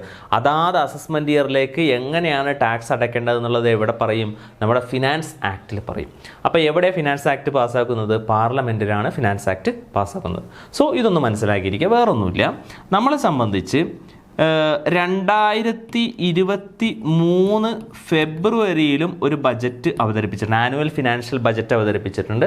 അത് ഫിനാൻസ് ആക്റ്റാക്കി മാറിയിട്ടുണ്ട്. എന്ന് വെച്ചിട്ടുണ്ടെങ്കിൽ നമ്മളുടെ ഫിനാൻസ് മിനിസ്റ്ററായിട്ടുള്ള നിർമ്മല സീതാരാമൻ എന്ത് ചെയ്തിട്ടുണ്ട്? 2023 ഫെബ്രുവരിയിൽ ബജറ്റ് അവതരിപ്പിച്ചു. എല്ലാ വർഷവും വാർഷിക ബജറ്റ് ഉണ്ട്. ആ ബജറ്റിലാണ് ഇൻകം ടാക്സിനെ കുറിച്ചുള്ള പുതിയ പുതിയ ഭേദഗതികളും പുതിയ പുതിയ കാര്യങ്ങളും നിങ്ങൾ എത്ര ടാക്സ് അടയ്ക്കണം എന്നുള്ളതിനെ കുറിച്ചൊക്കെ പറയുന്നത് ആ പറയുന്ന ബജറ്റിലാണ്. ആ ബജറ്റ് ആ പാർലമെൻറ്റിൽ പാസ്സായി കഴിഞ്ഞാൽ പിന്നെ അതിനെന്താ വിളിക്കുക? ഫിനാൻസ് ആക്ട് എന്നാണ് വിളിക്കുക. അപ്പോൾ ആ ഫിനാൻസ് ആക്റ്റിൽ പറഞ്ഞിരിക്കുന്ന കാര്യം എന്തിൽ മാറ്റം വരും? ഇൻകം ടാക്സ് ആക്റ്റിലും ചെറിയ മാറ്റങ്ങൾ വരും. അതായത് ആ ബജറ്റിൽ പറഞ്ഞിരിക്കുന്ന സ്ലാബ് റേറ്റ് ഒക്കെ ഉണ്ടല്ലോ, നിങ്ങൾ ഇത്ര രൂപ മേലെ വരുമാനം കിട്ടിക്കഴിഞ്ഞാൽ ഇത്ര ടാക്സ് അടയ്ക്കണം എന്നൊക്കെ പറയണതാണ് ഈ ഫിനാൻസ് ആക്റ്റിൽ വരുന്നത്. ഓക്കെ, അപ്പോൾ 2023 ഫെബ്രുവരിയിൽ നിർമ്മല സീതാരാമൻ വന്നിട്ട് നമ്മുടെ ഇവിടെ ബജറ്റ് അവതരിപ്പിച്ച്, അതാണ് നമ്മുടെ ലോക്സഭയിൽ പാർലമെൻറ്റിൽ എന്ത് ചെയ്തു? ബജറ്റ് അവതരിപ്പിച്ചു. ബജറ്റ് അവതരിപ്പിച്ചിട്ട് നിർമ്മലാ സീതാരാമൻ എന്താ പറയുന്നത്? 2023-24 പ്രീവിയസ് ഇയറിൽ നിങ്ങൾക്ക് കിട്ടുന്ന വരുമാനത്തിന്മേൽ 2024-2025 അസസ്മെൻറ്റ് ഇയറിൽ നിങ്ങൾ ഇങ്ങനെയൊക്കെ ടാക്സ് അടയ്ക്കണം എന്നാണ് എന്ത് ചെയ്യുന്നത് 2023 ഫെബ്രുവരിയിൽ വന്ന് നിർമ്മലാ സീതാരാമൻ അവതരിപ്പിച്ചത്. ഓക്കെ, അപ്പം നമ്മൾ ഫോളോ ചെയ്യുന്ന ബജറ്റ് ഏതാ? 2023 ഫെബ്രുവരിയിലെ ബജറ്റാണ് 2024-25 അസസ്മെൻറ്റ് ഇയറിലേക്ക് വേണ്ടിയിട്ട് നമ്മൾ ഫോളോ ചെയ്യുന്നത്. അഥവാ നിർമ്മലാ സീതാരാമൻ 2023 ഫെബ്രുവരിയിൽ വന്ന് പറഞ്ഞത് എന്താണ്? നിങ്ങൾ 2024-25 അസസ്മെൻറ്റ് ഇയറിൽ ഇങ്ങനെയൊക്കെ ടാക്സ് അടയ്ക്കണം എന്നാണ് പറഞ്ഞത്. ഏത് വർഷത്തെ വരുമാനത്തിന്മേൽ? 2023 ഏപ്രിൽ 1 മുതൽ 2024 മാർച്ച് 31 വരെ നിങ്ങൾക്ക് കിട്ടുന്ന വരുമാനത്തിന്മേലുള്ള ടാക്സ് 2024-25 അസസ്മെൻറ്റ് ഇയറിൽ ഇത്ര ശതമാനം ടാക്സ് അടയ്ക്കണം എന്ന് പറഞ്ഞു. അപ്പോൾ 2023 ഫെബ്രുവരി ബജറ്റാണ് നമ്മൾ ഫോളോ ചെയ്യുന്നത്.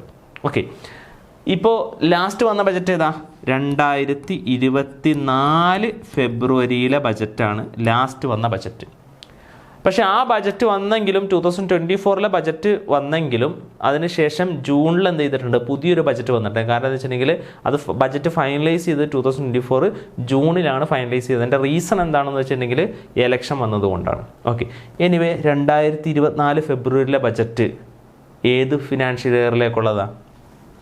2024-25 പ്രീവിയസ് ഇയറിലുള്ള ടാക്സ് വരുമാനത്തിന്മേൽ 2025-26 അസസ്മെൻറ്റ് ഇയറിൽ നിങ്ങൾ ഇങ്ങനെയൊക്കെ ടാക്സ് അടയ്ക്കണം എന്നാണ് എന്ത് ചെയ്തത് 2024 ഫെബ്രുവരിയിൽ ബജറ്റ് പറഞ്ഞിരിക്കുന്നത്. ഓക്കെ, ഏതായാലും നമ്മൾ 2025-26 നമ്മൾ കയറിയിട്ടില്ലല്ലോ. നമ്മളിപ്പോൾ നിൽക്കുന്നത് ഏതിലാണ്? 2024-25 അസസ്മെൻറ്റ് ഇയറിലല്ലേ. അപ്പോൾ നമ്മൾ പഠിക്കേണ്ടത് ഏത് ബജറ്റാണ്? 2023 ഫെബ്രുവരിയിലെ ബജറ്റിൻ്റെ അടിസ്ഥാനത്തിലാണ് നമ്മൾ എക്സാമിന് വേണ്ടി പ്രിപ്പയർ ചെയ്യേണ്ടത്.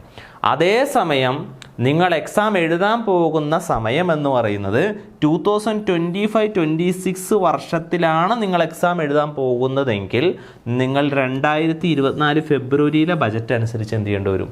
പഠിക്കേണ്ടി വരും, മാറ്റങ്ങൾ വരും. സോ ഇതെപ്പോഴും മനസ്സിലാക്കിയിരിക്കുക. അതാണ് ഇൻകം ടാക്സിൻ്റെ ഏറ്റവും വലിയ പ്രത്യേകത. നമ്മൾ പഠിച്ചു കഴിഞ്ഞിട്ട് എക്സാം എഴുതാൻ പോകുന്ന സമയത്തുള്ള ആ ഒരു അസസ്മെൻറ്റ് ഇയർ നോക്കിയിട്ട് വേണം നമ്മൾ എന്ത് ചെയ്യാൻ വേണ്ടിയിട്ട് എക്സാമിന് വേണ്ടിയിട്ട് പ്രിപ്പയർ ചെയ്യാൻ വേണ്ടിയിട്ട്. ഓക്കെ, സോ ഇതാണ് അസസ്മെൻറ്റ് ഇയറും അതുപോലെ തന്നെ പ്രീവിയസ് ഇയറും. ഓക്കെ, അപ്പോൾ ടാക്സ് ചുമത്തുന്നത് മേലാണ്? പ്രീവിയസ് ഇയറിൽ ഇൻകത്തിന് മേലാണ് ടാക്സ് ചുമത്തുന്നത്. ടാക്സ് അടയ്ക്കേണ്ടത് അസസ്മെൻറ്റ് ഇയറിലാണെന്ന് മാത്രം. ഓക്കെ, ക്ലിയർ ആയെന്ന് വിശ്വസിക്കുന്നു. അടുത്തത് നമുക്ക് നോക്കാം. Tax is charged on income of every person as defined in section 2 of the act. അതായത് എവറി പേഴ്സൺ, എല്ലാ പേഴ്സണും എന്ത് ചെയ്യേണ്ടി വരും? ടാക്സ് അടയ്ക്കേണ്ടി വരും. ഓക്കെ, ഇവിടെ നോക്കാം. Tax is charged on income of every person. എല്ലാ പേഴ്സണും എന്ത് ചെയ്യേണ്ടി വരും? ടാക്സ് അടയ്ക്കണം. Who is A person? ആരാണ് പേഴ്സൺ എന്ന് പറയുന്നത്? Individual, HUF, company, association of person, body of individual, local authority, അതുപോലെ തന്നെ ആർട്ടിഫിഷ്യൽ ജൂറിഡിക്കൽ പേഴ്സൺ, ഇങ്ങനെയുള്ളവരെ ഇൻകം ടാക്സിൽ വിളിക്കുന്ന ഒരു പേരാണ് പേഴ്സൺ. അല്ലാതെ പേഴ്സൺ എന്ന് വെച്ചാൽ വ്യക്തി എന്നല്ല അർത്ഥം. സോ ഏതൊരു വ്യക്തിക്കും, ഇൻഡിവിജ്വലിനും കമ്പനിക്കോ ഫേമിനോ AOPക്കോ BOIക്കോ ആർട്ടിഫിഷ്യൽ ജൂറിഡിക്കൽ പേഴ്സണോ ആർക്കെങ്കിലും ഇൻകം കിട്ടിക്കഴിഞ്ഞാൽ ആ ഇൻകത്ത് മേൽ എന്ത് ചെയ്യേണ്ടി വരും? ടാക്സ് അടയ്ക്കേണ്ടി വരും. Tax is charged on income. Tax ചുമത്തുന്നത് ഇൻകത്ത് മേലാണ്. ആരുടെ ഇൻകത്ത് മേൽ? Every person. ഓരോ പേഴ്സണിൻ്റെ ഇൻകത്ത് മേലുമാണ് എന്ത് ചെയ്യുന്നത്? ടാക്സ് ചുമത്തുന്നത്. ഓക്കെ, ക്ലിയർ ആയത് വിശ്വസിക്കുന്നു. Tax is charged on the total income of the assessee. അസസിയുടെ ടോട്ടൽ ഇൻകത്ത് മേലാണ് എന്ത് ചെയ്യേണ്ടത്? ടാക്സ് അടയ്ക്കേണ്ടത്. അതല്ലാതെ സാലറി മേൽ വേറെ ടാക്സ്, അതുമേൽ വേറെ ടാക്സ്, അങ്ങനെയല്ല. ഒരാളുടെ ടോട്ടൽ ഇൻകം എത്രയാണോ ആ ടോട്ടൽ ഇൻകത്ത് മേലാണ് എന്ത് ചെയ്യേണ്ടത്? ടാക്സ് അടയ്ക്കേണ്ടത്. ഓഫ് ദ അസസി, അസസിയുടെ ടോട്ടൽ ഇൻകത്ത് മേലാണ് ടാക്സ് അടയ്ക്കേണ്ടത്. Total income is computed as per the provision of the act and rules. Total income compute ചെയ്യുന്നതിൻ്റെ ഇൻകം ടാക്സ് ആക്ടിൻ്റെ റൂൾസിലും ആക്ടിലൊക്കെ കൃത്യമായിട്ട് അതെങ്ങനെയാണ് കാൽക്കുലേറ്റ് ചെയ്യുന്നത് എന്ന് പറഞ്ഞിട്ടുണ്ട്. നമ്മൾ വരുന്ന ക്ലാസ്സിൽ അതെങ്ങനെയാണ് ടോട്ടൽ ഇൻകം കമ്പ്യൂട്ട് ചെയ്യുന്നതിനെക്കുറിച്ചൊക്കെ നമ്മൾ പഠിക്കും. Okay, wherever possible income tax must be deducted at source or must be paid in advance. എവിടെ വച്ചൊക്കെ പറ്റുമോ ആ സമയത്തൊക്കെ എന്ത് ചെയ്യും? ഡിഡക്റ്റഡ് അറ്റ് സോഴ്സ് അഥവാ TDS പിടിക്കപ്പെടും. TDS പിടിക്കുക എന്ന് വെച്ചിട്ടുണ്ടെങ്കിൽ വേറെ ഒന്നുമില്ല. നിങ്ങൾ ഒരു സർക്കാർ ജോലിയിലേക്ക് പ്രവേശിക്കുകയാണ്. ആ സർക്കാർ ജോലിയിലേക്ക് പ്രവേശിക്കുന്ന സമയത്ത് നിങ്ങൾക്കൊരു വർഷം ഒരു മാസം 1 ലക്ഷം രൂപ സാലറി ഉണ്ടെന്ന് വിചാരിക്കുക. ഫോർ എക്സാമ്പിൾ ഒന്ന് മനസ്സിലൊന്ന് വിചാരിക്കുക, സ്വപ്നം കാണാം. അപ്പോൾ 1 ലക്ഷം രൂപ വരുമാനം ഉണ്ടെങ്കിൽ തീർച്ചയായിട്ടും 12 മാസം കൊണ്ട് നിങ്ങൾക്ക് 12 ലക്ഷം രൂപയുടെ വരുമാനം ഉണ്ടാവും. ഈ 12 ലക്ഷം രൂപയുടെ വരുമാനം ഉണ്ടെന്നറിയുന്ന നിങ്ങളുടെ എംപ്ലോയർ, അതായത് നിങ്ങൾ ജോലിക്ക് കയറുന്നത് സിഡ്കോ എന്ന് പറയുന്ന കമ്പനിയിലാണ് ജോലി ചെയ്യുന്നതെങ്കിൽ ആ സിഡ്കോ എന്ത് ചെയ്യും? 12 ലക്ഷം ഓരോ മാസവും ഓരോ ലക്ഷം രൂപ വെച്ച് തരുന്ന സമയത്ത് നിങ്ങളുടെ കയ്യിൽ നിന്ന് 10% TDS പിടിച്ചിട്ട് എന്ത് ചെയ്യും? അവർ പിടിക്കും. ആര്? ഈ സിഡ്കോ നിങ്ങളുടെ അടുത്ത് 10% TDS, അതായത് ഇൻകം ടാക്സിൻ്റെ ടാക്സാണ്, TDS പിടിക്കും. എന്നിട്ട് നിങ്ങളുടെ പാൻ നമ്പർ വച്ചിട്ട് എന്ത് ചെയ്യും? ടാക്സ് ഗവൺമെൻറ്റിലേക്ക് അടയ്ക്കും. നിങ്ങളുടെ പേരിൽ തന്നെ ടാക്സ് അടയ്ക്കും. ഓക്കെ, ഇതിനാണ് എന്ത് വിളിക്കുന്നത്? ടാക്സ് ഡിഡക്റ്റഡ് അറ്റ് സോഴ്സ് എന്ന് വിളിക്കുന്നത്. എന്ന് വെച്ചാൽ നിങ്ങൾ വരുമാനം കിട്ടിക്കഴിഞ്ഞിട്ട് എപ്പോഴാണ് ടാക്സ് അടയ്ക്കേണ്ടത്? 2023-24 വരുമാനത്തിന്മേൽ നിങ്ങൾ എപ്പോഴാണ് ടാക്സ് അടയ്ക്കുള്ളൂ? 2024-25 ടാക്സ് അടയ്ക്കുള്ളൂ. അപ്പോൾ അത്രയും കാലം വൈകുന്നത് കൊണ്ട് എന്ത് ചെയ്യും? ഇതുപോലുള്ള ടീമുകൾ, അതായത് ഗവൺമെൻറ് ബോഡീസോ അതല്ലെങ്കിൽ ചില പൊതുമേഖലാ സ്ഥാപനങ്ങൾ, ഇങ്ങനെയുള്ള സ്ഥാപനങ്ങളൊക്കെ എന്ത് ചെയ്യണം? അവർ TDS പിടിക്കണം. അതായത് നിങ്ങൾ സിഡ്കോ എന്ന് പറഞ്ഞ കമ്പനിയിലാണ് ജോലി ചെയ്യുന്നത് എങ്കിൽ നിങ്ങൾക്ക് പരിധിയിലധികം വരുമാനം കിട്ടുന്നത് കഴിഞ്ഞാൽ നിങ്ങളുടെ എംപ്ലോയർ നിങ്ങളുടെ കയ്യിൽ നിന്ന് TDS പിടിച്ചിട്ട് നിങ്ങളുടെ പേരിൽ ടാക്സ് അടച്ചോളണം. ഓക്കെ, ക്ലിയർ ആയെന്ന് വിശ്വസിക്കുന്നു. അപ്പോൾ TDSനെ പറ്റി വരുന്ന ക്ലാസ്സുകളിലൊക്കെ ഡീറ്റെയിൽ ആയിട്ട് പറഞ്ഞുതരാം. പിന്നെ ഇത് കൂടാതെ വേറെ ഉണ്ട് കേട്ടോ. ഇപ്പോൾ ഞാനൊരു PWD ഡിപ്പാർട്ട്മെൻറ്റിന് അല്ലെങ്കിൽ ഇറിഗേഷൻ ഡിപ്പാർട്ട്മെൻറ്റിന് ഒരു കോൺട്രാക്ടറാണ്. ഞാൻ വർക്ക് എടുത്തു, 10 കോടി രൂപയുടെ വർക്ക് എടുത്തു. അപ്പോൾ 10 കോടി അവർ എനിക്ക് തരണം. അപ്പോൾ എന്നെ സംബന്ധിച്ച് ആ 10 കോടി ഇൻകം പോലെയാണ് വരുന്നത്. അപ്പോൾ എന്താ ചെയ്യുക? PWD ഡിപ്പാർട്ട്മെൻറ്റ് അല്ലെങ്കിൽ ആ ഇറിഗേഷൻ ഡിപ്പാർട്ട്മെൻറ്റ് എന്ത് ചെയ്യും? എൻ്റെ കയ്യിൽ നിന്ന് ആ 10 കോടി രൂപയുടെ ടാക്സ് TDS ആയിട്ട് ഡിഡക്റ്റ് ചെയ്തിട്ട് എൻ്റെ പേരിൽ അവർ കൊണ്ടുപോയിട്ട് ടാക്സ് അടയ്ക്കും. ഓക്കെ, ആ വർഷം കഴിഞ്ഞിട്ട് അടുത്ത വർഷം അസസ്മെൻറ്റ് ഇയർ ആകുമ്പോഴത്തേക്ക് ഞാൻ എന്ത് ചെയ്യണം? എൻ്റെ ടോട്ടൽ ഇൻകത്തിന്മേൽ ഞാൻ ടാക്സ് അടയ്ക്കുമ്പോൾ ഞാൻ പറയണം ഓൾറെഡി എൻ്റെ പേരിൽ TDS അടച്ചിട്ടുണ്ട് എന്നൊക്കെ എനിക്ക് എന്ത് ചെയ്യാം? അത് ക്ലെയിം ചെയ്യാൻ പറ്റും. എന്നിട്ട് ബാലൻസ് വരുന്ന ടാക്സ് മാത്രം എന്ത് ചെയ്താൽ മതി? ഞാൻ അടച്ചാൽ മതി. അതുപോലെ തന്നെ സാലറി കിട്ടാണ്. നിങ്ങൾക്ക് 12 ലക്ഷം രൂപയുടെ വരുമാനം കിട്ടിയല്ലോ. 12 ലക്ഷം രൂപയുടെ വരുമാനം കിട്ടി കഴിയുമ്പോഴത്തേക്ക് നിങ്ങൾ ഏകദേശം ഒരു 1,70,000 സംതിങ് നിങ്ങൾ ഒരു വർഷം ടാക്സ് അടയ്ക്കണം. അപ്പോൾ നിങ്ങൾ 12 ലക്ഷം രൂപയുടെ 10% നിങ്ങൾ 1,20,000 രൂപ TDS നിങ്ങൾ ഓൾറെഡി അടച്ചിട്ടുണ്ട്. ബാക്കി എമൗണ്ട് എത്രയാണോ 40,000 അല്ലെങ്കിൽ 50,000 നിങ്ങൾ എന്ത് ചെയ്താൽ മതി? അടച്ചാൽ മതി. അപ്പോൾ TDS എന്ന് പറയുന്നത് എന്താണ്? Tax deducted at source. നിങ്ങൾക്ക് ആ സോഴ്സ് പൈസ തരുന്ന സമയത്ത് തന്നെ എന്ത് ചെയ്യുക? ടാക്സ് ഡിഡക്റ്റ് ചെയ്തിട്ട് ഗവൺമെൻറ്റിലേക്ക് അടയ്ക്കുന്ന സമ്പ്രദായത്തിനാണ് എന്ത് വിളിക്കുന്നത്?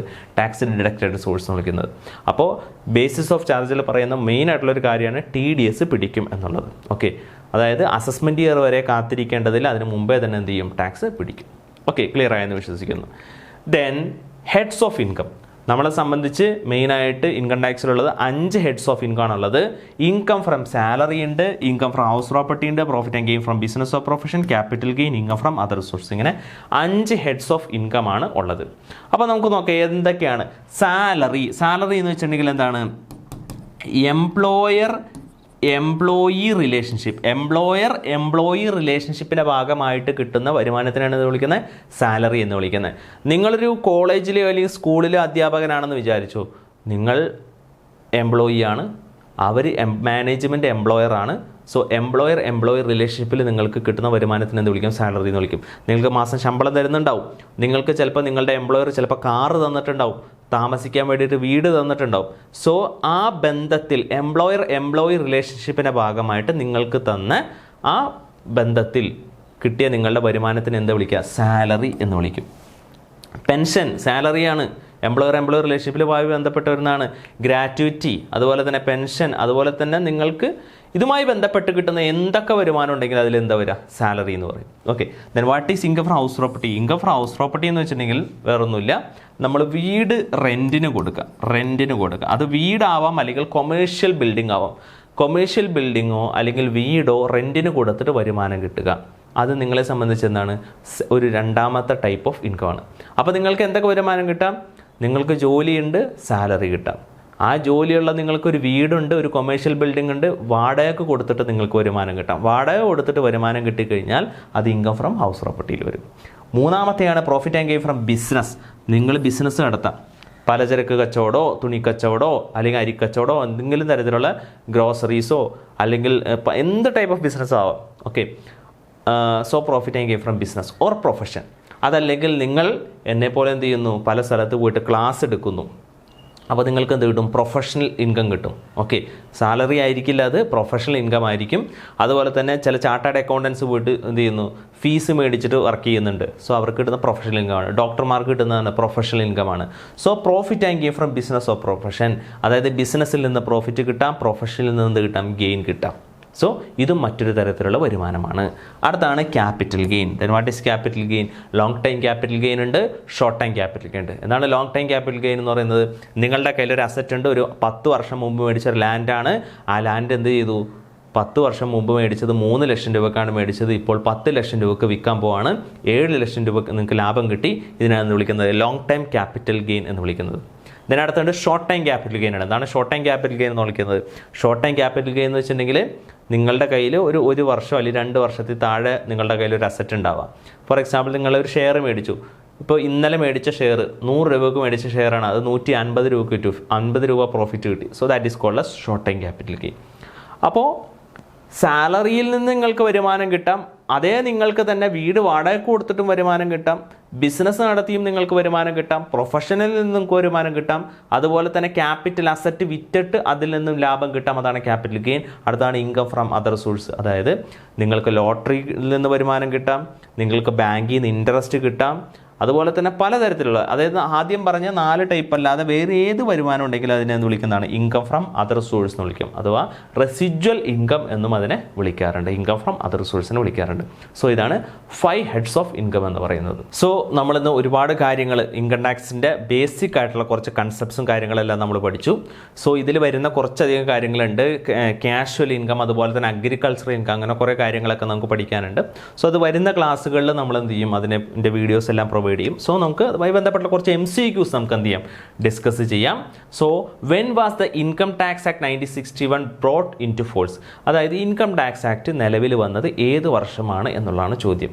When was the income tax act 1961 brought into force, നിലവിൽ വന്നത്, പ്രാവർത്തികമായത് ഏത് വർഷമാണെന്നുള്ളതാണ്.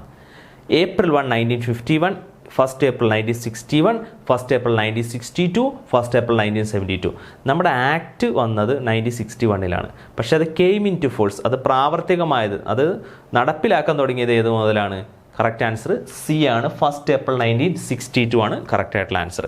That is the income tax act 1961 came into force on 1st April 1962 and apply to the all the entire country including Jammu and Kashmir. Jammu and കാശ്മീരിലൊക്കെ ഉള്ള എല്ലാ സ്റ്റേറ്റിലും എന്ത് ചെയ്തു, അത് introduce ചെയ്തു. സോ 1st April 1962 ആണ് റൈറ്റ് ആയിട്ടുള്ള ആൻസർ. അടുത്ത ക്വസ്റ്റ്യൻ നമുക്ക് നോക്കാം. Which of the following is not an agriculture income? നമ്മൾ അഗ്രികൾച്ചർ ഇൻകമായി ബന്ധപ്പെട്ടുള്ള ക്ലാസ് ഇവിടെ പ്രൊവൈഡ് ചെയ്തില്ലെങ്കിലും നമുക്ക് അതിൻ്റെ ഒരു ഡിസ്കഷനിലേക്ക് പറയാം. Which of the following is not an agriculture income? Agricultural income അല്ലാത്തത് ഏതാണെന്നുള്ളതാണ് ചോദ്യം. ഓക്കെ, അപ്പോൾ അഗ്രികൾച്ചർ ഇൻകം കൂടി ഇതിൻ്റെ കൂടെ പഠിച്ചോ കേട്ടോ. റെൻറ്റ് ഫ്രം അഗ്രികൾച്ചർ ലാൻഡ്, അതായത് അഗ്രികൾച്ചർ ലാൻഡ് നമ്മൾ വാടകയ്ക്ക് കൊടുത്തിട്ടുണ്ടെങ്കിൽ അതിൽ നിന്ന് കിട്ടുന്ന റെൻറ്റ്, അതെന്താണ്? അത് അഗ്രികൾച്ചർ ഇൻകം ആണ്. ഓക്കെ, മനസ്സിലായിരിക്കുക. നമ്മളുടെ അഗ്രികൾച്ചർ ലാൻഡ്, നിങ്ങളുടെ കയ്യിൽ ഒരു അഗ്രികൾച്ചർ ലാൻഡ് ഉണ്ട്, അത് നിങ്ങൾ വാടകയ്ക്ക് കൊടുത്ത്, കൃഷി ആവശ്യത്തിന് വാടകയ്ക്ക് കൊടുത്തിട്ടുണ്ടെങ്കിൽ, ആ വാടക പാട്ടത്തിന് കൊടുത്തിട്ടുണ്ടെങ്കിൽ ആ പാട്ടക്കരാറ് പ്രകാരം നിങ്ങൾക്ക് കിട്ടുന്ന റെൻറ്റ് എന്താണ്? അഗ്രികൾച്ചർ ഇൻകം ആണ്, നോട്ട് ആൻ അഗ്രികൾച്ചർ ഇൻകം അല്ല. അപ്പോൾ ചോദ്യം എന്താണ്? Which of the following is not an agriculture income എന്നുള്ളതാണ് ചോദ്യം. അടുത്തത് income from poultry farming. Poultry farm എന്ന് വെച്ചിട്ടുണ്ടെങ്കിൽ എന്താണ്? ഈ കോഴി വളർത്ത് അങ്ങനെയുള്ള സംഭവങ്ങൾ.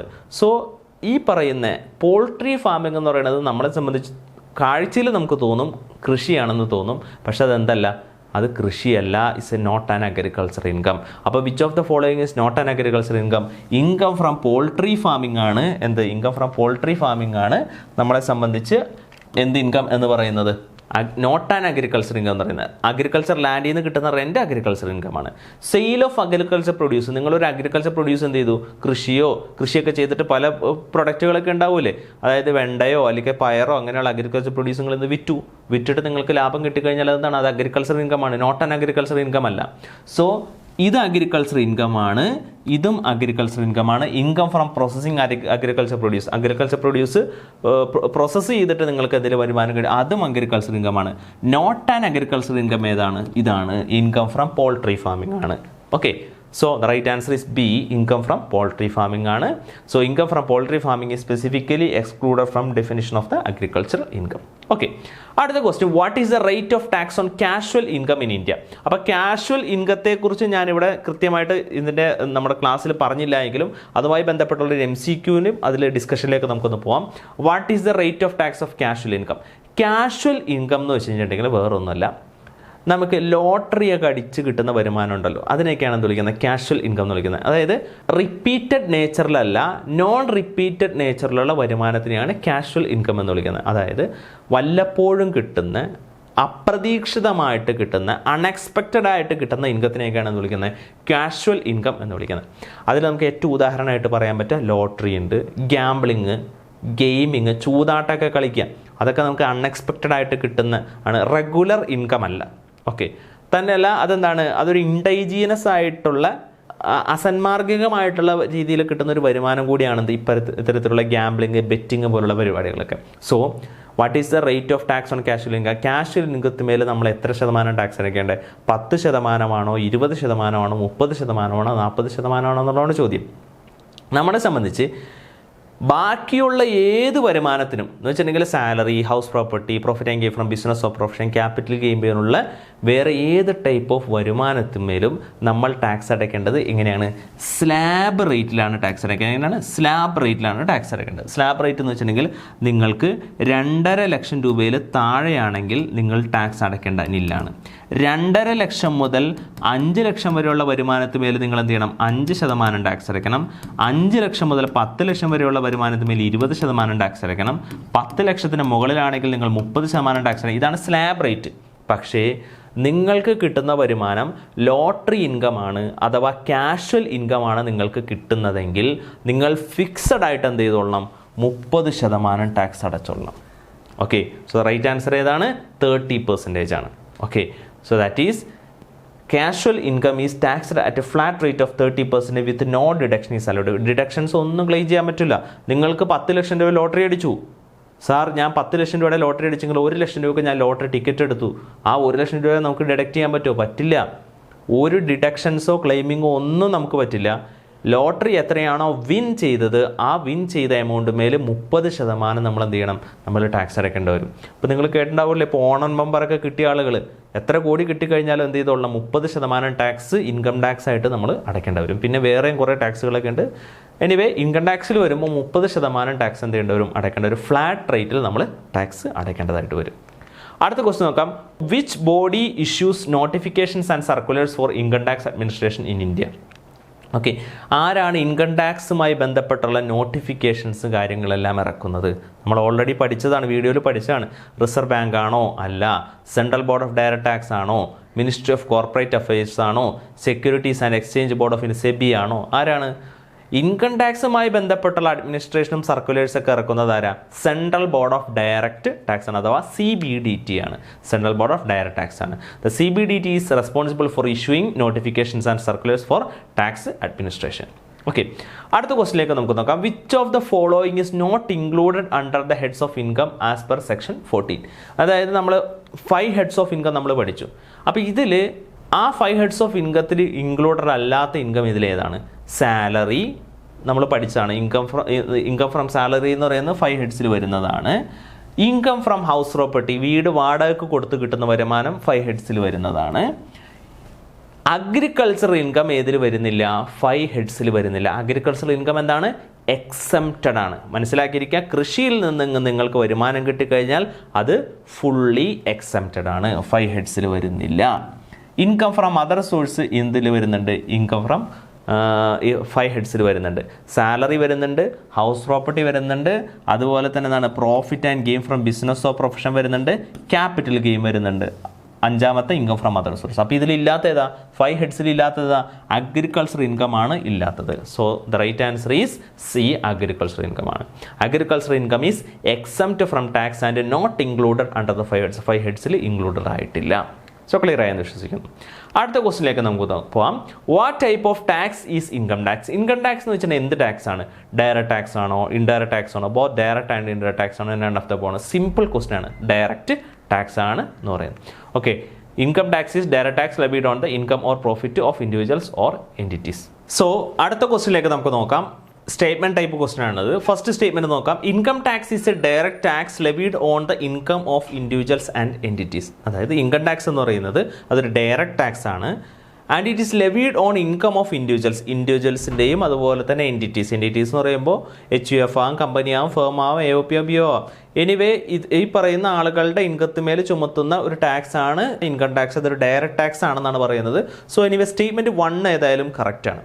ഓക്കെ, സ്റ്റേറ്റ്മെന്റ് 2 നമുക്ക് നോക്കാം. Income tax is an indirect tax levied on goods and service. Income tax എന്ന് പറയുന്നത് ഇൻഡയറക്റ്റ് ടാക്സ് ആണോ? അല്ല. സോ ഇതിൽ ഏതാ കറക്റ്റ് സ്റ്റേറ്റ്മെന്റ് 1 മാത്രമാണ് correct. So only statement 1 is correct. അതാണ് റൈറ്റ് ആയിട്ടുള്ള ആൻസർ. സോ എ ആണ്, only statement 1 is correct. So income tax is classified as direct tax because it is levied on income, not on goods service. Goods മേലോ service മേലല്ല income tax പിടിക്കുന്നത്. അടുത്ത question നമുക്ക് നോക്കാം. Statement 1, agricultural income in India is exempt from income tax. അതായത് agriculture income എന്ന് പറയുന്നത് ഇന്ത്യയിൽ അതെന്താണ്? എക്സംപ്റ്റഡ് ആണ്. കറക്റ്റ് ആണ്, ട്രൂ ആയിട്ടുള്ള സ്റ്റേറ്റ്മെന്റ് ആണ് കേട്ടോ അത്. ഓക്കെ, അഗ്രികൾച്ചർ ഇൻകം ഇന്ത്യയിൽ അതെന്താണ്? എക്സംപ്റ്റഡ് ആണ് from income tax. Statement 2, income from poultry farming is considered agriculture income. Poultry farming അതായത് നമ്മുടെ ഈ കോഴി വളർത്തൽ പോലുള്ള സംഭവങ്ങൾ, അതൊക്കെ എന്താണ്? It is considered as agriculture income. അത് അഗ്രികൾച്ചർ ഇൻകം ആയിട്ട് കൺസിഡർ ചെയ്യുന്നു. അത് തെറ്റാണ്. പോൾട്രി ഫാമിംഗ് എന്തല്ല? അത് അഗ്രികൾച്ചർ ഇൻകം അല്ല.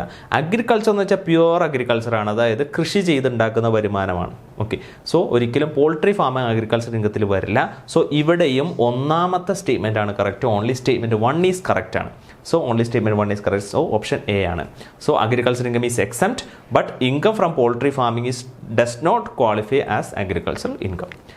അടുത്ത ക്വസ്റ്റ്യൻ നമുക്ക് നോക്കാം. Agriculture income includes rent derived from agriculture land.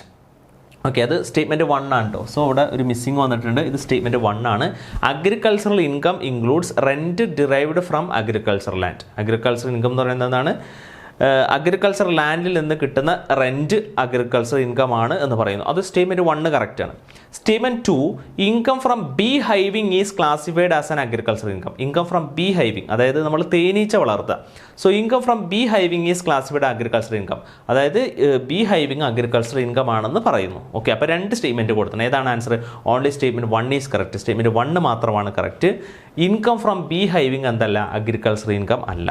Okay, poultry ഫാമിങ്ങും bee hiving പോലുള്ള കാര്യങ്ങളൊന്നും എന്തല്ല? അഗ്രികൾച്ചർ ഇൻകത്തിൽ ഉൾപ്പെടില്ല. സോ ഇവിടെ സ്റ്റേറ്റ്മെന്റ് 1 മാത്രമാണ് കറക്റ്റ് ആയിട്ടുള്ള statement. Okay, so income from bee hiving is not considered as agricultural income. അടുത്ത ക്വസ്റ്റ്യൻ നമുക്ക് നോക്കാം. Statement 1, the central board of direct taxes CBDT issues notification for income tax administration. Income tax അഡ്മിനിസ്ട്രേഷനുമായി ബന്ധപ്പെട്ടുള്ള notification ഇറക്കുന്നത് ആരാണ്? Central board of direct taxes ആണ്, CBDT ആണ്. അത് വളരെ ട്രൂ ആയിട്ടുള്ള സ്റ്റേറ്റ്മെന്റ് ആണ്. സ്റ്റേറ്റ്മെന്റ് 1 കറക്റ്റ് ആണ്. സ്റ്റേറ്റ്മെന്റ് 2 നോക്കാം. The ministry of corporate affairs overseas the administration of income tax. Ministry of corporate affairs എന്ത് ചെയ്യും? ഇൻകം ടാക്സിന്റെ അഡ്മിനിസ്ട്രേഷൻ ഓവർസീ ചെയ്യുമെന്നാണ് പറയുന്നത്. അത് തെറ്റാണ്. മിനിസ്റ്റർ ഓഫ് കോർപ്പറേറ്റ് അഫയേഴ്സിന് അതുമായിട്ട് യാതൊരു ബന്ധവും ഇല്ല. ഓക്കെ, അത് റവന്യൂ ഡിപ്പാർട്ട്മെൻറ്റും അതുപോലെ തന്നെ ഫിനാൻസ് അഫയേഴ്സിൻ്റെ ഡിപ്പാർട്ട്മെൻറ്റാണ് അതിൽ വരുന്നത്. സോ ഈ മിനിസ്റ്റർ ഓഫ് കോർപ്പറേറ്റ് അഫയേഴ്സിന് ബന്ധമില്ല. സോ സ്റ്റേറ്റ്മെൻറ്റ് 1 മാത്രമാണ് correct. Only statement 1 is correct. So the CBDT administrates income tax, the minister of corporate affairs is not involve. അത് ഇൻവോൾവ് ചെയ്യാറില്ല. ദെൻ ലാസ്റ്റ് ക്വസ്റ്റ്യൻ നമുക്ക് നോക്കാം. Statement 1, income tax rates are fixed annually by the union budget. Union ബജറ്റിൽ അതായത് financial ബജറ്റിലാണ് എന്ത് ചെയ്യുന്നത്? Income ടാക്സിന്റെ rate fix ചെയ്യുന്നത്. അത് ഫിനാൻസ് മിനിസ്റ്ററാണ് ഫിക്സ് ചെയ്യുന്നത്. ബജറ്റിൽ പാർലമെന്റിൽ ഫിക്സ് ചെയ്യുന്നത് യൂണിയൻ ബജറ്റിലാണ്. വളരെ ട്രൂ ആയിട്ടുള്ള സ്റ്റേറ്റ്മെന്റ് ആണ്. Statement 1 is true. Statement 2, income of the previous year is assessed in the same year for the tax purpose. അതായത് പ്രീവിയസ് ഇയറിലെ ഇൻകം അസസ് ചെയ്യുന്നത് അതേ വർഷം തന്നെയാണ്. Income of the previous year is assessed in the same year. ആ previous ഇയറിൽ തന്നെ assess ചെയ്യും. Tax പർപ്പസിന് വേണ്ടിയിട്ട് പ്രീവിയസ് ഇയറിൽ തന്നെ അസസ്മെൻറ്റ് നടത്തുമെന്ന് പറയുന്നത് തെറ്റാണ്. പ്രീവിയസ് ഇയറിലെ ഇൻകം അസസ് ചെയ്യുന്നത് അസസ്മെൻറ്റ് ഇയറിലാണ്. ഇവിടെയും ഒന്നാമത്തെ സ്റ്റേറ്റ്മെൻറ്റ് മാത്രമാണ് കറക്റ്റ്, രണ്ടാമത്തെ സ്റ്റേറ്റ്മെൻറ്റ് ഫോൾസ് ആണ്. So only statement 1 is correct. Statement 1 മാത്രമാണ് correct. Income tax is assessed based on the previous years income in the assessment year. Okay, so anyway നമ്മൾ ഇന്ന് ഒരുപാട് ക്വസ്റ്റ്യൻസ് ഡിസ്കസ് ചെയ്തു. ഇൻകം ടാക്സുമായി ബന്ധപ്പെട്ടുള്ള income ടാക്സും അതുപോലെ തന്നെ ഡയറക്റ്റ് ടാക്സ് ഇൻഡയറക്റ്റ് ടാക്സുമായി ബന്ധപ്പെട്ടുള്ള ബേസിക് കൺസെപ്റ്റ്സ് ആണ് നമ്മൾ പറഞ്ഞത്. അഗ്രികൾച്ചർ ഇൻകത്തെ പറ്റിയുള്ള ക്ലാസ്സുകളൊന്നും നമ്മുടെ ഈ വീഡിയോയിൽ ഇല്ലെങ്കിലും അതിൻ്റെ MCQസും കാര്യങ്ങളെല്ലാം ഇതിലുണ്ടായിട്ടുണ്ട്. വരുന്ന ക്ലാസ്സുകളെല്ലാം അഗ്രികൾച്ചർ ഇൻകത്തെക്കുറിച്ചുള്ള ക്ലാസ്സുകളൊക്കെ വരുന്നതാണ്. സോ വരുന്ന ക്ലാസ്സുകൾ തീർച്ചയായിട്ടും നിങ്ങൾ വെയിറ്റ് ചെയ്തിരിക്കുക, അത് ഫുള്ളായിട്ടിരുന്ന് കാണുക. അതുപോലെ തന്നെ ഈ വീഡിയോ മറ്റുള്ള ആളുകളിലേക്കൊക്കെ ഷെയർ ചെയ്ത് കൊടുക്കുക. Anyway thank you. ഇന്നത്തെ ക്ലാസ് ഇവിടെ വൈൻഡപ്പ് ചെയ്യാണ്. Thank you.